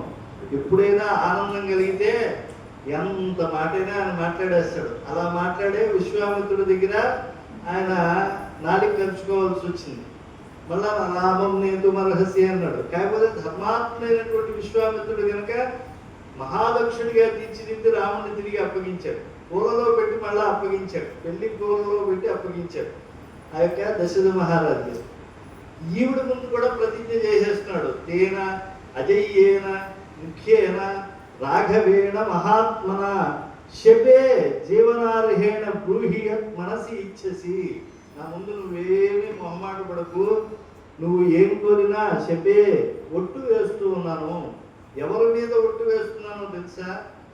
నా జీవనము ఎవరి మీద ఆధారపడి ఉంటుందో అటువంటి నా రాముడి మీద నేను ఒట్టు వేసి చెప్పేస్తున్నాను. నువ్వు ఏది కోరుకుంటే అది ఇస్తాను. శంబరాసుడు వృత్తాంతమే ఎందుకు గుర్తు చేస్తున్నావు కైకమ్మ? నువ్వు మామూలుగా అడిగితే నేను కాదంటానా? ఒట్టేసి చెప్తున్నా నా రాముడి మీద. ఇంకా అంతకన్నా నాకు ఇష్టమైన పదార్థం ఈ లోకంలో లేదని నీకు తెలుసు కదా, కాబట్టి ఒట్టేసి చెప్తున్నాను. అంతేకాదు తవ ప్రీతిని కరిష్యామి సుకృతే నాపితే శపే. నేను ఇప్పటి వరకు చేసినటువంటి యజ్ఞములు, దానములు, హోమములు, తపస్సులు వీటన్నింటిపైన కూడా నేను చెయ్యేసి చెప్తున్నా, ఒట్టేసి చెప్తున్నా. నువ్వు ఏది కోరితే నేను అది కాదను అని చెప్పింది. అంత మాట అన్న తర్వాత ఆమెకి అప్పుడు ఒక విశ్వాసం కలిగింది. ఎందుకంటే మనము పరోక్షంగా అప్పుడు ఎవరు అక్కడ లేరు అని చెప్పి భావన లేదు. ఎందుకంటే మనం కొన్ని మాటలు అసత్యపు మాటలు బతికేస్తాం, ప్రపంచానికి ఏం తెలియలేదు అని అనుకుంటాం. ఆదిత్య సూర్య అభిలోనలశ్చ ద్యౌర్భూమి రాపో హృదయం యమశ్చ అహశ్చ రాత్రిశ్చ ఉభేత్య సంధ్యే ధర్మశ్చ జానాతి నరస్య ఉత్తం. ఎంత రహస్యంగా మనుష్యుడు తాను చేస్తున్నానో అని అనుకుంటాడో, త్రికాలాబాధితమైనటువంటి 14 సాక్ష్యాలు అక్కడ ఉంటాయి అని చెప్పి శకుంతల దుష్యంతుడు చెప్తుంది. ఆయన కాస్త అబద్ధాలు చెప్తూ ఉంటే మహాభారతం. మళ్ళీ మా కాళిదాస మహాకవి గారు దాన్ని అభిజ్ఞాన శాకుంతలంలో ఏదో శాపము అందువల్ల మర్చిపోయారు అని చెప్పి దుష్యంతుడు వారిని మంచి చేసి చెప్తారు. కానీ శకుంతల 14 మంది సాక్ష్యాలు ఉంటారు, జాగ్రత్త, అబద్ధం ఆడుతున్నావు రాజా, సింహాసనానికి నువ్వే అర్హుడివి అని తెస్తుంది. కనుక ఇక్కడ అందరి చేత ఒట్టు పెట్టిన తరువాత అందరి ముందు ఒట్టు పెట్టక్కర్లేదు. ఆయన అందరి దేవతల దగ్గర ఈయన ఒట్టు పెట్టాడు కనుక ఇంక ఈయన మాట తప్పడు అని నిర్ణయించుకుని నవ పంచచ వర్షాన్ని దండకారణ్యమాశ్రిత చీరాజన జటాధారి రామో భవతు తాపసః. నవ పంచ అంటే 14 సంవత్సరాల పాటు రాముడు దండకం అనేటువంటి కీకారణ్యంలోకి వెళ్ళిపోవాలి. ఎలా వెళ్ళిపోవాలి? ఆయన కేవలము ఆయన నార చీరలు కట్టుకుని వెళ్ళిపోవాలి. అంటే జటా వల్కలధారిణ, అక్కడికి వెళ్ళి భోగములు కోరుకోకూడదు. మర్రెపాలతో ఆ యొక్క శిరోజములన్నీ కూడా ఋషుల వలె ఆయన నిర్మాణం చేసుకుని ఆ తరువాత వల్కలధారి ఆయన అరణ్య జీవనాన్ని 14 ఏళ్ళు చేయాలి. భరతో భజతాం మధ్య యువరాజ్యం అకంటకం. ఈరోజే ఇప్పుడే నాకు భరతుడు రాజాధిరాజు అయిపోవాలి, యువరాజు అయిపోవాలి, అకంటకంగా ఆయన రాజ్యపాలన చేయాలి. ఇదిగో నువ్వు అడిగిన 2 కోరికలు, రాముణ్ణి 14 ఏళ్ళు అరణ్యవాసం చేయించడం, అకంటకమైనటువంటి రాజ్యనమకు భరతుణ్ణి యువరాజ్య పట్టాభిషిక్తుడుగా గావించడం, ఈ 2 పనులు నువ్వు చేస్తే రాదే అని చెప్పింది. ఇంకా దశరథుడు ఎంత బతిమాలుకుంటాడో, అంజలిం కుర్మికైకేయి పాదౌ చాపి స్పృశామితే, బతిమాలి ఆయన అలసిపోయి అనేక హేతుబద్ధమైన మాటలు మాట్లాడగలిగినది. శాస్త్ర గోవిందుడైనా కూడా ఆమె మాట ముందు చెల్లుబాటు కాకపోతే నీకు నమస్కారం పెడుతున్నాను, చిన్నదానమైనా నీ పాదాలు పట్టుకుంటున్నాను, నన్ను క్షమించు, నేను ఏదో తెలియకుండా వాగాను, నా రాముడికి అలాంటి గతి కలిగించద్దు అని చెప్పి ఆయన ప్రార్థన చేస్తూ ఉంటే ఆమె ఏమాత్రం కరుడు పెట్టినటువంటి హృదయం కొంత కూడా మరొక విధంగా మారలేదు. ఇంకా దశరథుడు చివరికి భరించలేక చివరిగా ఒక మాట నేస్తాడు. రమమాణః త్వయాసార్థం మృత్యుం తాం నాభిలాషయే బాలః రహసి హస్తేన కృష్ణ సర్పమివ అస్పృశం.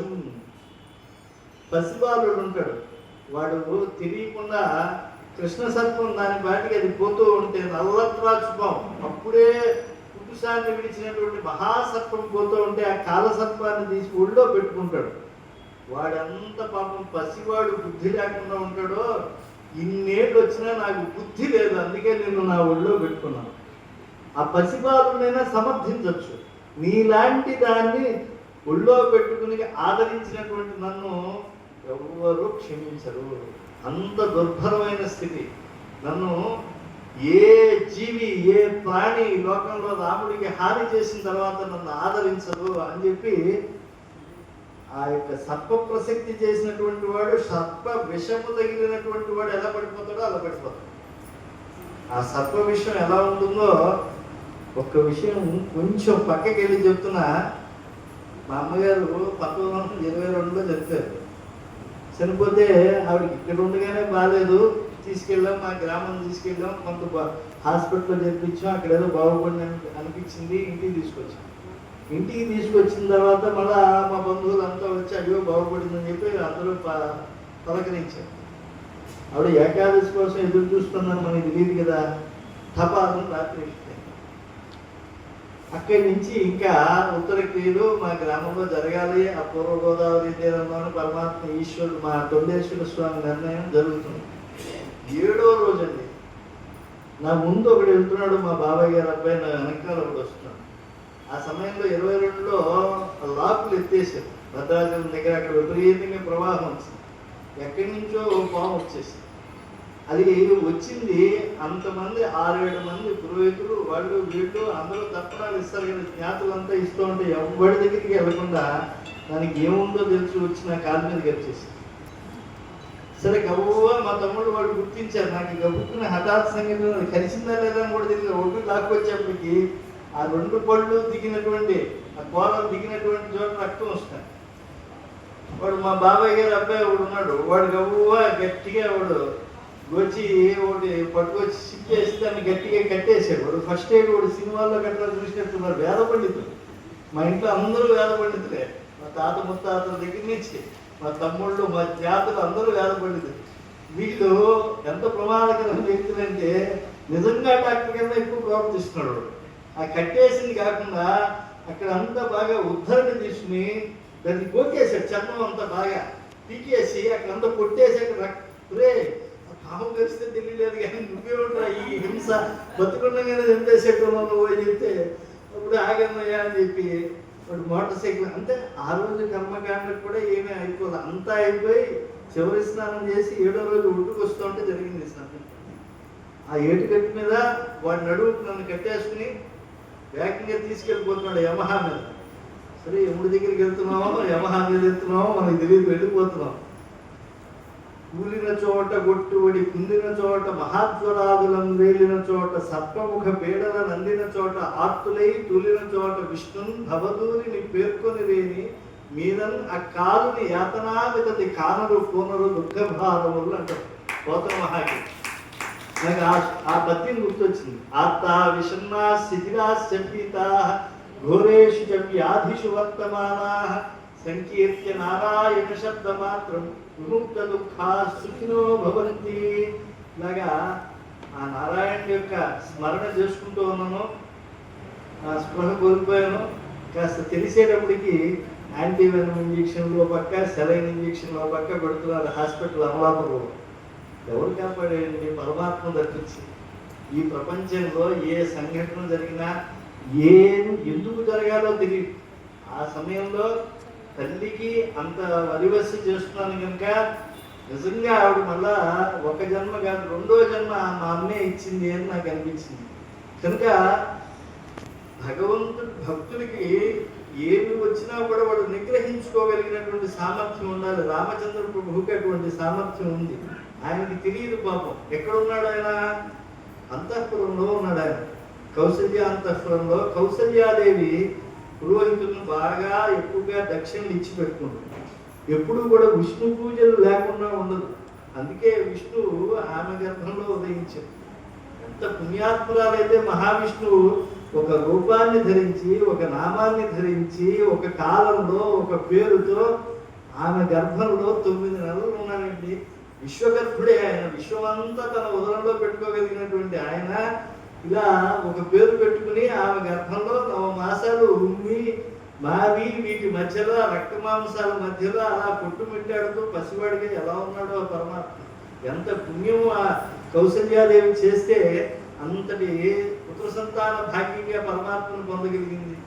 ఆమె ఇక్కడ పూజ చేసుకుంటూ ఉంటే ఆమెకు నమస్కరించి ఈ రాజ్య విషయాలన్నీ తెలిసిన తర్వాత ఆమె విష్ణు దోషం తాగకుండా హారతి ఇచ్చిన తర్వాత వచ్చి ఆ యొక్క అంతఃపురంలో సీతతో హంసతూలికా తల్పం పైన పట్టుబట్టలు కట్టుకున్నటువంటి ఆవిడ తన భర్తకు కూడా పట్టుబట్టలు కడితే ఎలా బాగుండాలో పాపం రాముడు కట్టుకోవడం తెలియదు, ఆవిడ కట్టడం బాగా వచ్చు. ఇదిగో ఇలా కట్టుకోండి మీకు ఏమి తెలియదు, ఈ పంచ అంశ ఇలా ఉండాలి, జరి ఇలా ఉండాలి అని చెప్పి సర్దుబాటు చేస్తూ ఉంటే మళ్ళా దిష్టి తీసేయాలి అని చెప్పి ఆవిడ కోరిక. అమ్మ తీసింది దిష్టి కాదు, నేను తీయాలని చెప్పి ఆవిడ కంటి కాటికి తీసి మళ్ళా మూడు అంత ముద్దొస్తున్నాడు, బుగ్గను చుక్కు పెట్టేసింది ఆవిడ. అలా ఆనందంగా ఉంది. సరే ఇక్కడి నుంచి వర్తమానం వచ్చింది, తండ్రి గారు పిలుస్తున్నారు అని వెళ్ళాడు రామచంద్ర ప్రభు.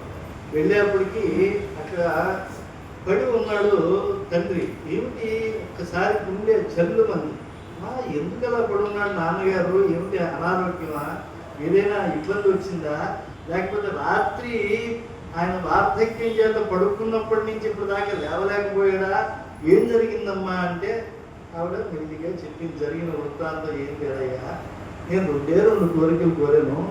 నిన్ను ఒక తాపసిలా మారిపోయి 14 ఏళ్ళు దండకారణ్యానికి పంపించేయమన్నాను, అలాగే భరతుడికి పట్టాభిషేకం చేసేయమన్నాను. ఆయన అంగీకరించేసి నాకు ఇచ్చిన వరాలను బట్టి. కాబట్టి నువ్వు ఇంకా రాజ్యంలో ఉండటానికి సమయం మించిపోతుంది, నీ పని నువ్వు చేసుకోవాలి అని అంటే దానికి నువ్వేమన్నా ప్రతిబంధకం పలుకుతావేమో అది ఇది అంటుంటే అమ్మ ఇంకేం మాట్లాడుతుంది. నాహమత్త బరోదేవి లోకమా ఉత్సుముత్సహే విద్ధిమాం ఋషిభి తుల్యం విమలం ధర్మమాశ్రితం. మా నేను ఎప్పుడు కూడా ఈ రాజ్యరమను అనుభవిస్తున్నా, ఇది నాదని ఎప్పుడు నేను అనుకోలేదమ్మా. నాకు ఏది దైవవశాత్తు సంప్రాప్తమైందో అది నాది, కానీ కానిది నాది ఎందుకు అవుతుంది? నిన్న రాజ్యం నా తండ్రి గారు చెప్పారు, ఈరోజు అరణ్యం నీది అని అన్నారు. అరణ్యాల్లో ఉంటానమ్మా, నాకేం ఇబ్బంది లేదు, దాన్ని నువ్వు చెప్పడానికి నువ్వేమి బెంగ పెట్టుకోవద్దు. రామో ద్విర్నాభిభాషతే. ఈ రాముడు ఎప్పుడూ కూడా 2 మాటలు మాట్లాడతామ్మా. తండ్రి ఆజ్ఞ ఇది అని పాటిస్తానని చెప్పి నేను ఎప్పుడూ చెప్పినటువంటి వాడిని, తండ్రి ఆజ్ఞ ప్రకారం నేను అరణ్యాలకి వెళ్ళిపోతాను. అది తండ్రి ఆజ్ఞ అని చెప్పి నువ్వు చెప్పావు, నీ ఆజ్ఞ అయినా కూడా నేను వెళ్ళిపోతాను అని చెప్పి తండ్రి పట్ల అలాగే తండ్రి పట్ల ఉండే ఆదరాన్ని అంతా చెప్పిన తర్వాత ఆ విషయం అంతా కూడా అంతఃపురానికి తెలిసిపోయింది. అప్పుడు వెళ్ళేటప్పుడు తండ్రి గారి గృహానికి రథం పైన వెళ్ళాడు. ఎందుకంటే ఆయన మహారాజోచితమైనటువంటి అలంకారాలు, నవరత్న తార హారావళ్ళని ధరించి ఉన్నాడు. రాజమర్యాదతో ఆయన యువరాజు పట్టాభిషిక్తుడు అవుతున్నాడు కాబట్టి ఆ లాంఛనాలతో తీసుకెళ్ళాడు. ఇప్పుడు ఆ రథసారథి గొడుగు మీద తట్టాడు. పరిస్థితి ఆయనకు కూడా అర్థమైంది. ఇంకా ఈ రథం తనది కాదు, భరతుడి అనుజ్ఞం ఆ రాముడికి ఆ కైక అనుజ్ఞం దశరథుడు అనుజ్ఞం ఉంటే కానీ రథం ఎక్కే అర్హత కూడా లేదు. కాబట్టి నడిచి వెళ్ళిపోయాడు. ఇప్పటికే ప్రజలందరికీ తెలిసిపోయి ఉద్యోగులు పెట్టేస్తున్నారు, అంతా కూడా గోల అయిపోతుంది. అసలు వాడికి అప్పుడు తెలిసింది. ఎందుకంటే ఎప్పుడు రాముడు ఎక్కడికి వెళ్ళాడా అని చెప్పి రాముడు లేనప్పుడు బెంగ పెట్టుకునేటువంటి వాడు ఛాయే వానుగతాస్త అన్నట్టు ఒక నీడలాగే వెన్నట్టు ఉండేటువంటి వాడైనటువంటి లక్ష్మణస్వామికి ఈ విషయం తెలిసిపోయింది. ఆయన ఆదిశేష స్వరూపుడు అని చెప్పి చివరిలో పట్టాభిషేక సర్గలో చెప్తారు. అప్పటి వరకు కూడా మనకి రామాయణంలో ఒకే పాయసాన్నానికి 4 పుట్టినట్టుగా, దశరథుడు కూడా తనకి విష్ణువుకి చతుర్భుజముల వలె తనకి 4 కొడుకులు ఉన్నారని సమంగా ఉండేవాడు. కానీ రాముడు అంటే కొంచెం ఒక పాలు ప్రేమ ఎక్కువ. అలాంటి ఆ రామచంద్ర ప్రభువుకి అరణ్యవాసన. ఈ కైకమ్మాను దశరథుడు రాజ్యసభలో జరిగినటువంటి తీర్మానాన్ని రాత్రికి రాత్రి వీళ్ళ యొక్క ఇంట్లో మార్చేయడానికి వీళ్ళెవరు క్రోధమూర్ఛితుడైపోయాడు. ఆ ధనస్సును నేలకేసి కొట్టడం మొదలుపెట్టాడు. తీవ్రమైనటువంటి నిట్టూర్పులు వచ్చేస్తుంది. ఎవరి మీద కోపమో ఆయనకి తెలియదు. చాలా తీవ్రమైనటువంటి కోపం మాత్రం దశరథుడి పైకి వచ్చేసింది. అసలు ఇంట్లో కదా నిర్ణయించాలి, ముందు అసలు ఎందుకు అక్కడిలో రాజ్యంలో నిర్ణయించడం? ఇప్పుడు ప్రజలందరికీ ఇంటి గుట్టు బయటపడింది కదా అని ఒక కోపం. అసలు రాముడిని అరణ్యాలకు పంపించబోయినట్టు ఏం తప్పు చేశాడని రామచంద్ర ప్రభువుని అరణ్యాలకు పంపించాలి. ఇదేమిటో అర్థం కాలేదు ఆయనకి. కోపం వచ్చేసి ఇది కుట్ర అని చెప్పి తీర్మానించి, అసలు ఆ రాజుకి 60,000 ఏళ్ళు అయిపోయాయి అన్నయ్య, నువ్వెందుకు అంగీకరించావు అని చెప్పి నాకు తెలుస్తుంది. నువ్వెందుకు ఒప్పుకుంటావు? అసలు నువ్వు పెద్దవాడివి, నీది రాజ్యరమ. ఆయన ఏదో ఆయన భార్యకి ఏదన్నా ఇచ్చుకుంటే దానికి పరిహారంగా ఆయన ఏదో చూసుకుంటాడు. ఆయన అసత్య దోషానికి ఆయన పరిహారం చెప్పుకుంటాడు. నువ్వెందుకు దానికి కట్టుబడాలి? అసలు ఆ ముసలివాడు వాగిన దానికి కొంత పట్టించుకోకూడదు. వాళ్ళు ఏదో పరాకులోనో లేకపోతే మధ్య భ్రమణంతోనో ఏదో వాగుతూ ఉంటారు. వాడే నిన్న రాజ్యంలో సభలో ఏకవచనంతో మాట్లాడుతున్నాడు లక్ష్మణస్వామి. క్రోధమూర్ఛితుడైపోయి అతను అలా మాట్లాడేశాడు. కాబట్టి ఇంకా ఆయన్ని పట్టుకెళ్ళి కైకమ్మతో సహా ఆ కారాగారంలో వేసేస్తే బాగుంటుంది.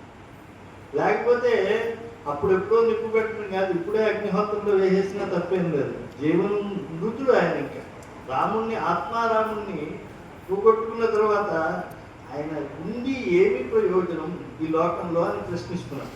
రాముడు చూశాడు, లక్ష్మణ దుఃఖానికి కరిగిపోయాడు. లక్ష్మణ, ఏమయ్యా నాతో పాటు ఉన్నావు, ఇదేనా నువ్వు అర్థం చేసుకుంది? క్రోధము అన్ని పాపములకు మూలం అనేటువంటి విషయం నీకు తెలియదా? ఏం గురువుల ఉపదేశం నువ్వు జీర్ణించుకోలేదా? ఎందుకు కోపం వస్తుంది నీకు? ఇది అమంగళకరమైనటువంటి కోపాన్ని విడిచిపెట్టి ధర్మమును నువ్వు మూలాధారముగా భావించు. ధర్మము చాలా ముఖ్యమైనటువంటి, ఈ ధర్మము దైవములకు ప్రతినిధి. దైవము ఎప్పుడూ కూడా అది సాక్షిభూతంగా ఉంటుంది. దాన్ని సత్య ధర్మాలను ఎప్పుడూ కూడా పరిరక్షించేది పరబ్రహ్మము. కాబట్టి ఇది దైవ సంకల్పం అని ఎందుకు నీకు అనిపించడం లేదు? దైవాధీనం జగత్ సర్వం. ఈ జగత్తంతా దైవాధీనం. కాలగతిలో జరిగేటువంటిదంతా కూడా పరమాత్మకి చెందినటువంటిదే. కాలోస్మి లోక క్షేకృత్ ప్రవృద్ధ అని చెప్పి చెప్తాడు కదా. కాలోస్మి ఆయనే తన కాలస్వరూపం. భూతకాలము పరమాత్మే, వర్తమాన కాలం పరమాత్మే, భవిష్యత్ కాలము పరమాత్మే. అటువంటి ఆ కాలగతిలో వచ్చేటువంటి సంఘటనల్ని, సంభవించినటువంటి వాటిని మనము జీర్ణించుకోలేకపోవచ్చు. కానీ సత్యము సత్యమే కదా, దాన్ని ఎందుకు మనం కాదంటాము? కాబట్టి అసత్యంగా నువ్వు మాట్లాడుతున్నావు కాబట్టి వాళ్ళని ఎప్పుడు అలా నిందించవద్దు. తల్లిదండ్రులు దైవ సమానులు అనేటువంటి విషయాన్ని నువ్వు మర్చిపోతే ఎలాగా? ఇలా మాట్లాడుతూ ఉంటే, రాజాంతఃపురంలోనే మాట్లాడుతూ ఉంటే ప్రజలకు ఏమి సందేశం పెడుతుంది? మనం ఒక ఆదర్శవంతులుగా ఉండవలసినటువంటి రాజకుమారులం కదా అనేప్పటికీ కొంత ఇష్టం లేకపోయినా కూడా అన్నగారి మాట కాదనలేక శాంతించాడు. నిజంగా కనుక అక్కడ ఆయన పడినటువంటి ఆవేదన వాల్మీకి మహర్షి యొక్క అమృతాక్షర గవాక్షరాల్లో చూస్తే కంట తడిపెట్టి ఆ కన్నీళ్లతో ఆ రామాయణం పుటలన్నీ కూడా తడిసిపోతాయండి. అంతలాగా ఆయన దుఃఖపడ్డాడు. పాపం చెప్పుకోలేకపోయాడు మాటల్లో. ఎవరు ఎప్పుడైతే చెప్పుకోలేకపోతారో అప్పుడు కంఠం గద్గదం అయిపోయి కన్నీళ్లతో ఆ యొక్క దృష్టి ఎదుటి వాళ్ళ మీద కూడా ప్రసరించదు. అటువంటి స్థితిలో కౌసల్య వచ్చింది. రాముడి నిర్ణయాన్ని ఆమె మార్చలేదనే విషయం తెలుసు. రాముడికి దశరథుడు అంటే ఎంత ఇష్టమో తెలుసు. కైక మాటకు కూడా ఆయన బద్ధుడు అవుతాడని తెలుసు. కానీ లక్ష్మణుడిని కౌగిలించుకుని ఆవిడ ఏడ్చింది. ఇంకా కోపం పెరిగిపోయింది. కొద్దిసేపు నిగ్రహించుకున్నాడు ఆయన. అసలు అడవి ఏనుగును ఎలా బంధించేసి కిరాతులు పొడిచి చంపుతారో దశరథుడిని అలా చేయాలన్నట్టుగా మాట్లాడటం మొదలు. ఇంకా రామచంద్రుడు కొద్దిగా కన్నెర్ర చేయడం అనేటువంటి మాటలు మాట్లాడాడు. ఎందుకంటే తన ధర్మాన్ని కాపాడటం కాదు, తన వారి ధర్మాన్ని కూడా కాపాడవలసినటువంటి బాధ్యత ఉన్నది. అందులో తనతో సహచరుడుగా ఉండేటువంటి లక్ష్మణుడు ఇలా మాట్లాడుతూ ఉంటే ఆయనకి నచ్చలేదు. వెంటనే బలవంతంగా ఒప్పించాడు. ఆ తర్వాత ఇంకా చాలా కన్నీళ్లు పెట్టేటువంటి సందర్భంలో అయోధ్యాకాండలో అన్నీ కూడా మన సుకుమారమైనటువంటి మనుష్యులు అందరూ కూడా రామాయణం చదివినప్పుడు పాపం వాళ్ళిద్దరూ కూడా అలా నారచీరలు ధరించడం కానీ, ఆ తర్వాత ఆ ఆభరణాలన్నీ తీసేయటం కానీ, ముఖ్యంగా సీతమ్మ వారు నారచీరలు ధరిస్తే దశరథుడు ధరించలేక వచ్చి ఆమెకు భర్త ఉన్నాడు, ఆమెకి ఏ ఆజ్ఞ లేదు, నేను 14 ఏళ్ళు పంపిస్తానన్నది కేవలం రాముణ్ణి. ఈ లక్ష్మణుడు వెనకాల దయావాదం చేసి ఆయన వెళుతున్నాడు. ఈ సీతమ్మ రామం పురుషమానిన రాముడికి పురుషుడు అనుకుని మా నాన్నగారు ఇచ్చారు అని చెప్పి పోటు మాటలు లాంటివి మాట్లాడింది. ఎందుకంటే ఆమె కోరిక ఏమీ లేదు, తన భర్తని కాపాడుకోవాలనేటువంటిది ఆమెకు బలమోద్దేశం. అందుకని అయ్యా ఋషులు దర్భలు పోస్తూ ఉంటారు, అవన్నీ చాలా వాడిగా ఉంటాయి, మీ మృదువైన కాళ్ళలో అవి గుచ్చుకోవచ్చు, కాబట్టి నేను ముందుగా నడిచి వెళ్ళి అవన్నీ కూడా నేను తొక్కేస్తూ ఉంటాను, తర్వాత నువ్వు రా అని చెప్పి రాముడికి ధైర్యాన్ని చెప్పి ఒప్పించి తన మూట తీసుకుని ఆవిడ బయట వచ్చేసింది ముందుగా. ఎక్కడ మళ్ళా రాముడు ఒప్పుకున్నా మనసు మార్చుకుంటాడు అని చెప్పి బెంగ. అందుకని అరణ్యవాసానికి కూడా ముందుగా వెళ్ళిపోయింది. ఆవిడ చాలా ముందుకు వచ్చేసింది. అలా వచ్చేస్తూ ఉంటే చూసింది. ఇంకా తల్లి హృదయం కదా, ఆ తల్లి కౌసల్యాదేవి 27 శ్లోకాలు చెప్తుందండి రామాయణంలో. పరమాద్భుతమైనటువంటి అమృత వర్షం కురిసినటువంటి సన్నివేశం.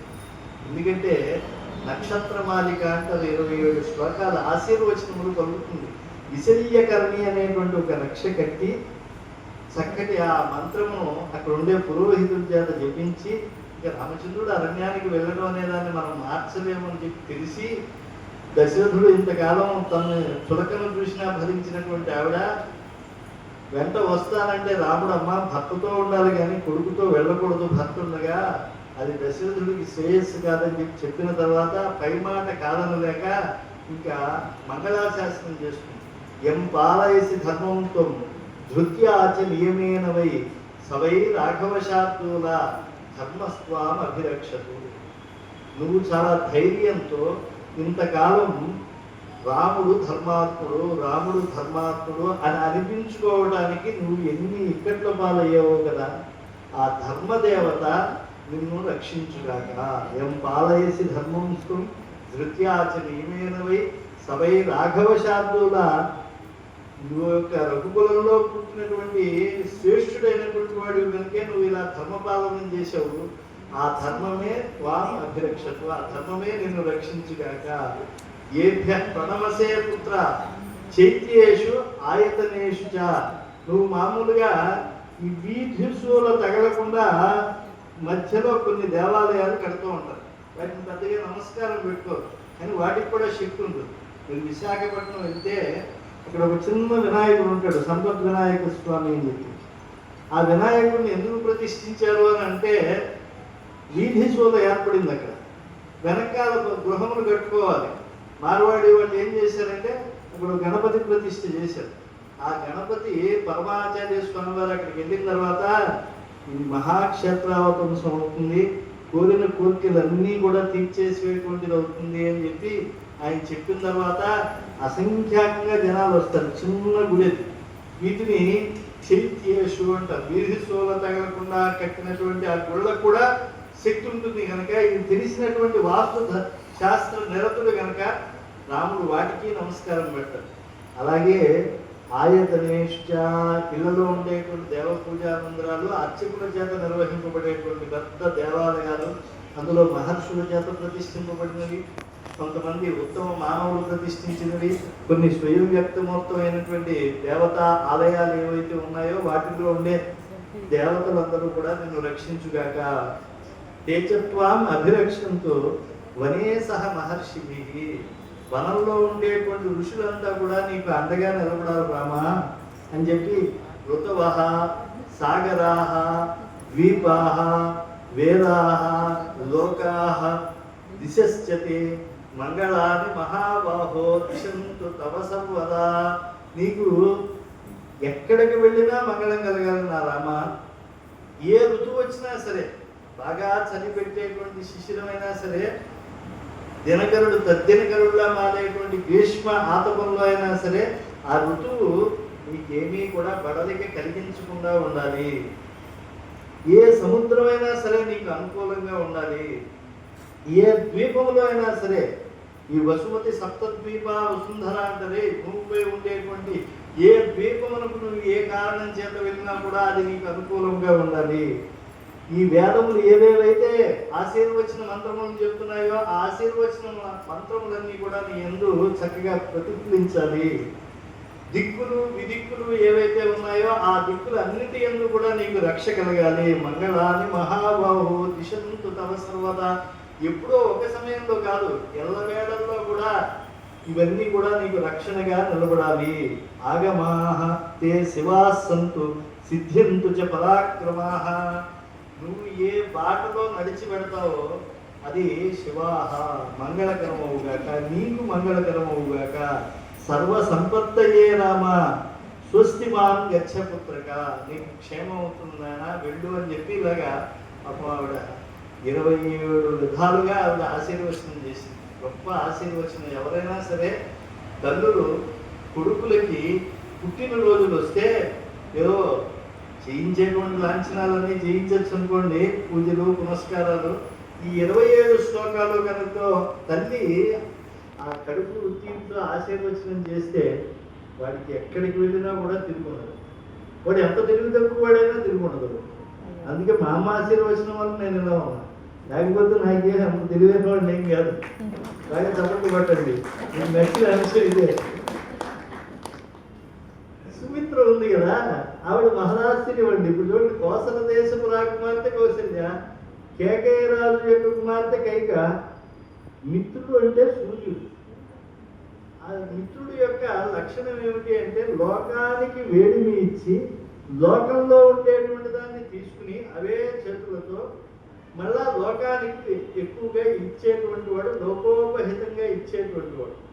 అలాగే పరమాత్మ ద్వారా తనకి పుత్రులు కలిగారు కనుక తన పుత్రుడు కూడా లోకహితానికి ఉపయోగపడాలి అని చెప్పి సంకల్పించినటువంటి ఆవిడకు సుమిత్ర కనుక ఆమెను ఎందుకు మంచి మిత్ర అని, సూర్యుడినే మిత్రుడు అంటే ఆవిడని సుమిత్ర అని ఎందుకన్నారంటే ఆమె జ్ఞాని కనుక. కౌసల్య దగ్గరికి వెళ్ళి అమ్మ ఎందుకు ఏడుస్తున్నావు, సూర్యస్యాపి భవే సూర్య అగ్నేరగ్ని ప్రభో ప్రభు శ్రీయశ్రీశ్చ అని ఏమనుకుంటున్నావు, లక్ష్మీదేవతకి నాథుడై ఉండగలడు, కీర్తికి కీర్తిని సమకూర్చగలిగినటువంటి వాడు, సూర్యుడికి వేడి ఇవ్వగలిగినటువంటి వాడు. ఆమె అలా అనుష్ఠుప్ ఛందస్సులో చెప్తోంది కానీ భీషోదేతి సూర్య భీషోదేతి చంద్రమా అని చెప్పి పరమాత్మ గురించి ఏదైతే చెప్తారో ఆ యొక్క వేద మంత్రముల్లో దాన్ని ఆవిడ చెప్తోంది, కౌశల్యకి అర్థమయ్యేట్లుగా ఉపదేశిస్తోంది. సరే, భరతుడి దగ్గరికి వచ్చేటప్పటికి ఆవిడ దీవెన చేస్తోంది. అమ్మా నేను అరణ్యానికి వెళ్తానంటే, ఎలా మీ అమ్మగారికి ఏదో దౌర్భాగ్యం, ఆయన ఏదో భోజనం చేసినప్పుడు పక్కన కూర్చోంటే కూర్చోమన్నాను, ఏదో ఆయన పడుకున్నప్పుడు పక్కన పడుకుంటానమ్మా అంటే పడుకోమన్నాను. ఇప్పుడు అరణ్యంలోకి వెళ్ళి అక్కడ రాక్షసుల మధ్య భూత పిశాచాల మధ్య ఎక్కడెక్కడో అన్నోదగాలికి గతి లేకుండా వాడు అడవుల పాలయ్యంటే వాడి పక్కన నువ్వు ఎందుకురా నువ్వు వెళ్ళటము అనే మాట అనలేదండి ఆ తల్లి.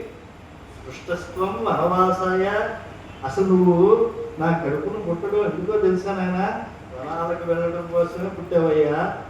స్వనురక్త సుహృత్యనే, నువ్వు మంచివాళ్ళు అందరి చేత కూడా అనురక్తుడిగానే నువ్వు ఎప్పుడూ ఉండాలి. రామే ప్రమాదం మాకారిషి పుత్ర భాతరి గచ్చేసి, అన్నగారితో పాటు వెళ్తున్నావు కదా నాయన, రామే ప్రమాదం మాకారిషి. మనం ప్రమాదం అంటే ఏదో డేంజర్ అని అనుకుంటాం, సంస్కృతంలో ప్రమాదము అని అంటే అవధానం లేకుండా ఉండటము. ఒకప్పుడు కన్ను పనిచేస్తూ ఉంటే చెవి సరిగ్గా వినపడదు, చెవి సరిగ్గా పనిచేస్తే కన్ను వినపడకపోవచ్చు. కనుక రాముడిని ఓ కంట కనిపెడుతూ ఉండు, రాముడు ఏం చెప్తాడో దాన్ని జాగ్రత్తగా విను, అంతేగాని అన్నయ్య ఇందాక చెప్పింది మర్చిపోయాను సరిగ్గా గుర్తుపెట్టుకోలేదు అనేట్టుగా ఉండొద్దు నాయన, చాలా అవధాన చిత్తుడిపై ఉండు అన్నగారి దగ్గర. సరే, అరణ్యాలకు వెళ్ళినప్పుడు నీకు ఏదన్నా ఒకసారి అమ్మా నాన్న గుర్తు రావచ్చు, పిల్లవాడివే కదా, వెళ్ళావు ఏదో అన్నగారి మీద భక్తితో, కానీ నువ్వు వెళ్ళినప్పుడు ఏమనుకుంటావు తెలుసా, రామం దశరథం విద్ధి మాం విద్ధి జనకాత్మజాం అయోధ్యాం అటవీం విద్ధి గచ్చతాత యథాసుఖం. హాయిగా వెళ్ళిన ఆయన రాముడు ఎవరు అనుకుంటున్నావు, జ్యేష్ఠ పితృసమహ, కాబట్టి ఆయన సాక్షాత్తు దశరథుడే, కాబట్టి నాన్నగారిని చూడలేదు అనేటువంటి బెంగ నీకు ఉండదు. అంతేకాదు వదిన గారు అంటే ఎవరు, తల్లితో సమానం కనుక సీతమ్మ నీకు వదిన గారు లాంటిది. అయోధ్యాం అటవీం విద్ధి, నువ్వు అయోధ్యలో ఉన్నాను అనే భావన పెట్టుకో. కాబట్టి నీకు అయ్యో అరణ్యాలకు వచ్చానే, టీకారణ్యాల్లో ఇక్కట్లు పడుతున్నానే, అన్నగారికి సేవ చేస్తున్నానే అనేటువంటి బెంగ నీకు కలగదు. గచ్చతాత యథాసుఖం అని చెప్పారు. అయితే గోవిందరాజు కట్టున్నారు కదండి, ఆ మహానుభావుడికి ఈ అర్థం రుచించలే. ఆవిడ సుమిత్ర లాంటి ఆవిడ చెప్తోందంటే ఏదో అర్థం ఉంది. ఎవరి ఆయన భరతుడు ఎవరో ఆవిడకి తెలుసు కదా, సాక్షాత్తు ఆదిశేష అవతారం. పాముకి చక్షుస్రవము అని పేరు. పాముకి ప్రత్యేకంగా ఒళ్ళంతా చెవులేండి, పాము చెవులేండి అని లోకంలో అంటూ ఉంటారు, కానీ పాము కళ్ళ ద్వారానే వింటుంది. వినేటప్పుడు దానికి చూపు ఉండదు, చూసేటప్పుడు దానికి చెవి ఉండదు. నాయన లక్ష్మణ, ఆదిశేషాంశతో నువ్వు పుట్టినటువంటి వాడివి కనుక కన్ను చెవి సమప్రాధాన్యతతో నువ్వు జాగ్రత్తగా రాముడికి ఏ ఇబ్బంది రాకుండా చూసుకోమని చెప్తాను. అలాగే రామం దశరథం విద్ధి అనేటువంటిది కూడా మరో అర్థము అంటారు ఆయన. దశరథుడు అంటే దశ అనేటువంటి దానికి 10 దిక్కులకు రథాన్ని కలిగినటువంటి ఈ దశరథుడు కాదు. దశ అంటే పక్షి, పక్షి మీద పక్షులకు రాజైనటువంటి సకల శకుంతౌఘమునకు రాజైనటువంటి వాడు ఎవరు, గరుడాడు. ఆ గరుత్మంతుడి పైన పాదం పెట్టగలిగినటువంటి సామర్థ్యం ఉండేవాడు ఎవరు, మహావిష్ణువు. రాముణ్ణి మహావిష్ణువు అని నువ్వు బాగా తెలుసుకో. అప్పుడు ఆ యొక్క ఆనందంలో నీకు ఆ భగవంతునితో రమిస్తున్నాననేటువంటి ఒక చిత్తవృత్తి సుదృఢంగా ఏర్పడుతుంది. మాం విద్ధి జనకాత్మజాం, తెలుసుకో, మా మా రమ మంగళ దేవత ఇందిరా లోకమాత లక్ష్మీదేవతే ఆ సీతమ్మ తల్లి. కాబట్టి రాముడు మహావిష్ణువు అయితే సీతమ్మ మహాలక్ష్మి. ఆయన మహావిష్ణువు, ఈమె మహాలక్ష్మి. ఈమె వేదం అయితే ఆయన వేదవేత్తి. ఈయన వెలుగైతే ఆవిడ పరంజ్యోతి. ఇలా తెలుసుకో. అయోధ్యాం అటవీం విద్ధి, వాళ్ళిరువురు లక్ష్మీ నారాయణుడు ఎక్కడ ఉంటే ఆ అరణ్యమే అయోధ్య అవుతుంది అనే విషయాన్ని నేను ప్రత్యేకంగా చెప్పాలా? కాబట్టి ఆనందంగా ఉండు అని చెప్పి భౌతికమైన సుఖలాలసతో కాదు, పరమాత్మ సన్నిధిలో ఉన్నప్పుడు భౌతికమైనటువంటి సుఖముల పట్ల ఎలా అనురక్తి రాదో అలాంటి దివ్య స్థితిలో నువ్వు వెళ్ళిపో అని చెప్పి ఉపదేశం చేసి పంపించింది ఆమె సుమిత్ర అని అంటే. కాబట్టి అంత గొప్ప చరిత్ర కలిగినటువంటి ఇక వాళ్ళ అరణ్యాలకు బయలుదేరారు. బయలుదేరినప్పుడు ఆ సీతమ్మ వారిని చూశారు ఒక్కసారి. అంటే ఇటు ధనుర్ధారి అయినటువంటి సీతమ్మ వారి కుడి పక్కన రాముల వారు ఉంటే, రాముల వారి ఎడం పక్కన ఆ సీతమ్మ తల్లి ఉంటే, సీతమ్మ తల్లికి ఆ పక్కన లక్ష్మణస్వామి ఉంటే, వాళ్ళ యొక్క ధనుస్సులు అలా ఉంటే, ఎత్తినటువంటి తొండముల మధ్యలో ఉండేటువంటి మహాలక్ష్మి దేవతల పుర ప్రజలందరికీ కనిపిస్తూ ఉంటా సీతా మహాలక్ష్మి గారు. హస్తినాథ ప్రబోధిని అంటారే, అశ్వపూర్వాం రథ మధ్యాం, ఆ రథం దగ్గర సీతమ్మ వారిని రామలక్ష్మణుల యొక్క కోదండధారులైనటువంటి వారి మధ్య చూస్తే ఆ మహాలక్ష్మి దేవత శ్రీ సూక్త పఠనంలో మనం చదివేటువంటి అమ్మవారు ఈవిడే అనేటువంటి ఒక భావన ప్రజల్లో కలిగి, ఇంకా అందరూ, ఇంకా వశిష్ఠుల వారి దగ్గర నుంచి సామాన్యుల వరకు అందరూ కూడా కైకమ్మ వారిని ఇంకా అనదాని మాటలు అంటున్నారు. దశరథుడిని కూడా అంటున్నారు, ఈ వృద్ధుడైనటువంటి వాడికి ఈ వయస్సులో ఇలా చిత్తం ఇలా పరిభ్రమించింది అని చెప్పి ఈ మాటలన్నీ కూడా రామచంద్ర ప్రభువు పట్టించుకోవట్లేదు. శాశ్వతమైనటువంటిది పట్టించుకోవాలి. ఎందుకంటే సత్యమేవేశ్వరోలోకే సత్యే ధర్మ ప్రతిష్ఠిత సత్తా సత్తే చ గోవింద తస్మాత్ సత్యం సతామతి. తండ్రి ఆజ్ఞ అరణ్యాలకు వెళ్ళమంటాడు. ఇప్పుడేమో పైన పరిగెత్తుకు వస్తున్నాడు ఆయన, రథం వెళ్ళిపోతూ ఉంటే సుమంత్ర రథం ఆపు ఆపు ఆపు ఆపు అని చెప్పి అరుస్తున్నాడు. కానీ ఆపద్దు వెళ్ళిపో అని చెప్పి రథకుడికి చెప్తున్నాడు. మళ్ళా తిరిగి వెళ్ళాక అడుగుతాడేమో అంటే రథశబ్ద ఘోషలో వినపడలేదని చెప్పోయా అన్నట్టు. ఇదేమిటండి రాముడు ధర్మాత్ముడు అంటాడు, ఇలాంటి మాట అనుకుంటున్నాడు అని అంటే అలాగే అంటాడు రాముడు. శాశ్వత ధర్మాన్ని నిలబెట్టాలి. కాబట్టి ఏదో మామూలు మాట వరుసగానేటువంటి మాటల్ని అలా పట్టించుకోకూడదు. కాబట్టి శాశ్వత ధర్మాన్ని నిలబడాలి. అలాగే ఒకవేళ కనుక నన్ను తిరిగి వచ్చాక ఏమన్నా అంటాడేమో అని బెంగ నీకు ఉంటుందేమో, అప్పుడు రాముడు ఆపవద్దన్నాడని చెప్పు అని చెప్పి. చూడండి, రాముడు ఆ సమయంలో కూడా తన గురించి కాకుండా తన తండ్రి మాట నిలబడాలని ఒక పక్క ఆలోచిస్తూ, తన రథసారథిగా వచ్చినటువంటి వాడు మళ్ళా దశరథుడి దగ్గర ఏమన్నా తిట్లు తింటాడేమో అని ఆ నింద కూడా నా మీద వేసేయి అని చెప్పి భరోసా ఇచ్చి పంపిస్తున్నాడు. అలా వెళ్ళిపోతూ ఉంటే పుత్ర వ్యసనజం దుఃఖం, చాలా దుఃఖం కలిగింది దశరథ మహారాజుకి. ఆయన అరణ్యాలకు అలా వెళ్ళిపోయాడు. ఇక్కడ ఇంకా కైక మొహం చూడటానికి కూడా ఆయనకి మనస్కరించలేదు. వెళ్ళి కౌశల్య దగ్గరికి వెళ్ళాడు, పాదాల మీద పడ్డాడు, క్షమించమని వేడాడు. ఒకటే మాట అంటాడు, యదేతం మమ సాంప్రదం ఏవం త్వం పుత్రశోకేన రాజన్ కాలం కరిష్యసి అనేటువంటి ఒక మాట ఉన్నది అని చెప్పాడు. అంటే ప్రేమ కలిగినటువంటి రాముడు దూరమైతే ఈయన ప్రాణాలు కోల్పోతాడు అనేటువంటి విషయం అప్పటిదాకా కైకకు మాత్రమే తెలిసి ఇంకెవ్వరికీ తెలియదు. ఇప్పుడు తాను చచ్చిపోతాననేటువంటి విషయాన్ని కనీసం కౌశల్యకి చెప్పడం ప్రాథమిక ధర్మం. పట్టమహిషికి చెప్పకుండా ఉండడం, ఆమె పట్ల ప్రీతి లేకుండా ఉండడం అనేటువంటి అధర్మాన్ని ఆయన ఇప్పటివరకు ఆచరించాడు. రాజుగా ఆయనకి ఆ యొక్క ధర్మమందు కొంత అటు ఇటుగా ఉండేటువంటి ఒక లక్షణం ఉన్నది. అయినప్పటికీ కూడా ఇప్పుడు ఆమె ఒళ్ళో పడుకుని నేను తప్పు చేశాను, అసలు దీనికి కర్మ కారణము అని చెప్పి పూర్వము తాను చేసినటువంటి తప్పుని చెప్పాడు.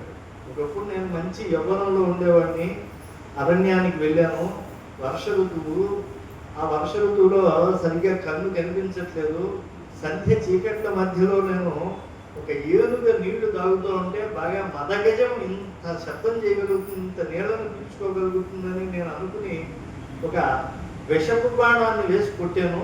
కానీ ఒక పెద్ద కొండని ఒక మునికుమారుడు ఉంచుతూ ఉన్నాడు.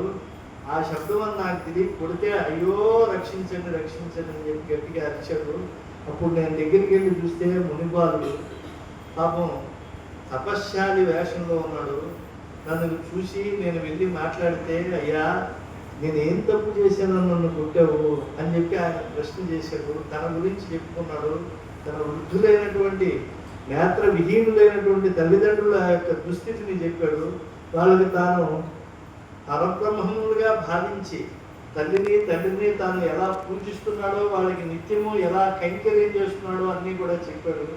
చెప్పి నువ్వు పెద్ద శాపానికి గురి కాకయ్యా, ఎప్పుడైనా సరే నువ్వు దుఃఖాన్ని పొందుతావు, చేసిన కర్మకు ఫలాన్ని అనుభవిస్తావు, వెళ్ళిన వృద్ధులైనటువంటి మా అమ్మా నాన్నలకు చెప్పు అంటే వెంటనే పరుగున వెళ్ళి వాళ్ళకి ఆ విషయాన్ని తెలియజేస్తే, వాళ్ళు ఎలా అయితే ప్రీతికరమైనటువంటి వస్తువుని కోల్పోయి అందులమైనటువంటి మేము ప్రాణాలు విడిచిపెట్టేస్తున్నాము, నీకు అలాంటి గతే పడుతుంది అని ఆ రోజు చెప్పించారు.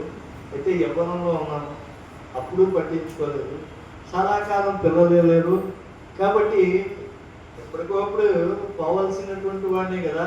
మరణం ప్రకృతి శరీర వికృతి జీవితం ఉచ్యతే బుధై అని అన్నారు కదా. కాబట్టి బతుకుండటమే వికృతి, ప్రకృతి మరణం.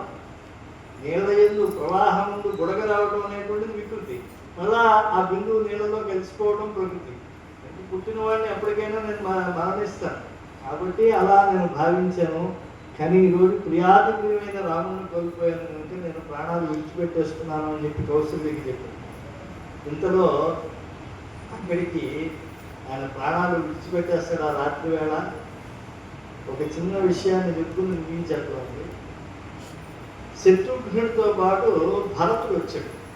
వచ్చేటప్పటికి భరతుడిని నిలుపుతున్నారు. భరతుడికి చాలా ప్రేమ రాముడంటే, చాలా శ్రద్ధ, చాలా ఆయన్ని పూజించాలనేటువంటి లక్షణం కలిగినటువంటి వాడు.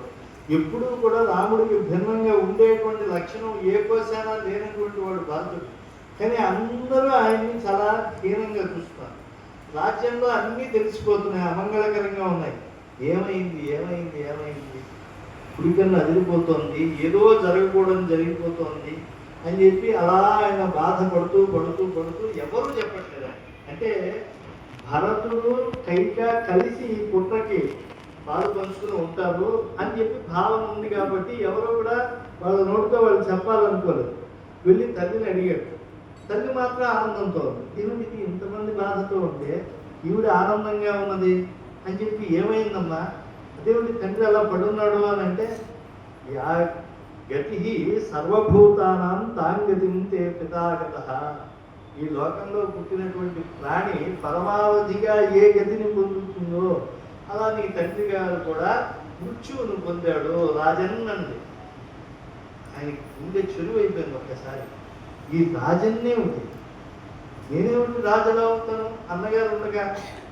ఇదొక గుండెల్లో మనసులో అలా గుండె సూదుతో పొడిచినట్టుగా ఉంటే, మళ్ళా నీ తండ్రి చచ్చిపోయాడు అనేటువంటి తీవిడి ఇలా ఆనందంగా చెప్తోంది ఏమిటి అని చెప్తే ఆయనకి సందేహం వచ్చింది.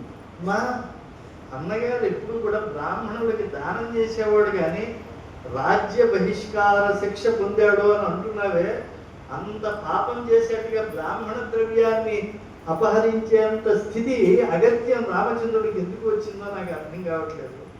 లేదా నా రామ పరదారాంశ చక్షురభ్యాపి పశ్యతి, మళ్ళా రాజ్య బహిష్కార శిక్ష వనాలకు పంపించడం అని అంటే ఇతర స్త్రీలను చూసి అంత దారుణమైన శిక్ష వేస్తారు. కానీ కన్నెత్తి కూడా కన్నుదోయికి అన్యకాంతలు అడ్డం పైన మాతృభావన చేసి మరొక వాడు అంటారు పోతన గారు. అలాగా వెళ్ళేటువంటి వాడు కదా. మరి అలాంటి రాముడు ఆ తప్పు చేయలే, లేదు దరిద్రుల దగ్గర ఒకళ్ళ చుట్టూన హరించినటువంటి వాడికి కూడా పిసినారితనంతో ఉండేటువంటి వాడిని కూడా మారడని నిశ్చయించుకున్న తర్వాత తరివేస్తారు. ఈ మూడింటిలో దేనికి రాముడు పాత్రుడు కాదే, మరి రాజ్య బహిష్కారం ఎందుకు అలా చేయవలసి వచ్చింది? ఆయనకి ఎందుకు 14 ఏళ్ళు వనవాసం అంటే నేనేం పోలేను మీ నాన్నగారిని అని చెప్పి వచ్చి ఇంకా చూడాలి. గోల గోల చేసేస్తారు భరతుడు. ఎన్ని తిట్లంటే అన్ని తిట్లు తిడతాడు. తల్లిగారిని అనకూడనటువంటి మాటలు అన్నీ అని తర్వాత కాళ్ళ మీద పడతాడు. ఇలాంటి పని నువ్వు చేయకూడదమ్మా అంటాడు. ఎంతగా ప్రార్థించినా కూడా ఆమె స్థిరంగా ఉండడాన్ని చూసి ఆయన దుఃఖాన్ని పొందుతాడు. బయటకు వచ్చేప్పటికి వశిష్ఠులు వారు చెప్తున్నారు, తను తప్పు చేస్తే తనని నిందిస్తూ ఉంటే ఈ లోకంలో ఎవడైనా కూడా భరించడం చాలా దుర్భరంగా ఉంటుంది. తను తప్పు అనేటువంటిది ఏమాత్రం చేయకపోయినా కూడా తప్పు చేసినటువంటి వాడిని ఎలా లోకంలో హీనంగా చూస్తూ ఉంటారో, ఏహ్యంగా మాట్లాడుతూ ఉంటారో, నీచమైనటువంటి చుట్టు శబ్ద ప్రయోగాలు చేస్తూ ఉంటారో, రాకుమారుడిగా ఆయన అప్పటి వరకు ఎరగడు. ప్రజలు మాట్లాడుతున్నారు, అందరూ ఇలా మాట్లాడుతున్నారు, పైగా పట్టాభిషేకం ఉంటున్నారు, తండ్రి గారికి ఒక పక్క చితి పేర్చాలనుకుంటున్నారు. ఆయన దుఃఖ సాగరంలో మునిగిపోయాడు. దీనికి అంతటికీ కారణం ఏమిటంటే రామచంద్ర ప్రభు ఉండేటువంటి కళ్యాణ గుణములు ఆ సోదరుడికి ఆ తర్వాత శత్రుఘ్నుడు విజృంభిస్తాడు. అసలు ఈ కైకమ్మని నువ్వేం చేయలేవు, నేను ఆమెను హతమారుస్తా, వెంటనే వెళ్ళి రామభద్రుడిని తీసుకొస్తా అంటే భరతుడి మనస్సులో ఏముందో తెలుసుకుని దాన్ని ఆచరించడమే ఈయన యొక్క కర్తవ్యంగా భావించేటువంటి వాడు శత్రుఘ్నుడు కనుక ఆయన అలా ఉత్తమమైనటువంటి భావన చేస్తున్నాడు. ఇలా రామమయంగా ఈ యొక్క ప్రకృతి అంతా కూడా రాముడి కోసం పరితాపం చెందుతూ ఉండేటువంటిది అయోధ్యాకాండ మధ్య వచ్చేప్పుడు జరిగినటువంటి సన్నివేశం. ఇక ఆ తర్వాత కొంచెం ఆ గుహుడు దగ్గర ఎలా ప్రవర్తిస్తాడు, ఋషులతో రాముడు ఎలా ప్రవర్తిస్తాడు సంగ్రహంగా రేపు చెప్పుకొని రాముడు వారి యొక్క అరణ్య యాత్రలో ఉండేటువంటి అద్భుతాలన్నీ కూడా మనం విందాం. స్వస్తి ప్రజాభ్య పరిపాలయంతాం న్యాయేన మార్గేణ మహిం మహిషాః గోబ్రాహ్మణేభ్య శుభమస్తు నిత్యం. లోకా సమస్తా సుఖినో భవంతు. కాలే వర్షతు పర్జన్యః పృథివీ సస్యశాలిని. దేశోऽयं క్షోభరహితో బ్రాహ్మణాः సంతు నిర్భయాः. అపుత్రాः పుత్రిణः సంతు పుత్రిణः సంతు పౌత్రిణः. అధనాः సధనాः సంతు జీవంతు శరదాం శతం. మంగళం కోసలేంద్రాయ మహనీయ గుణాత్మనే చక్రవర్తి తనూజాయ సార్వభౌమాయ మంగళం.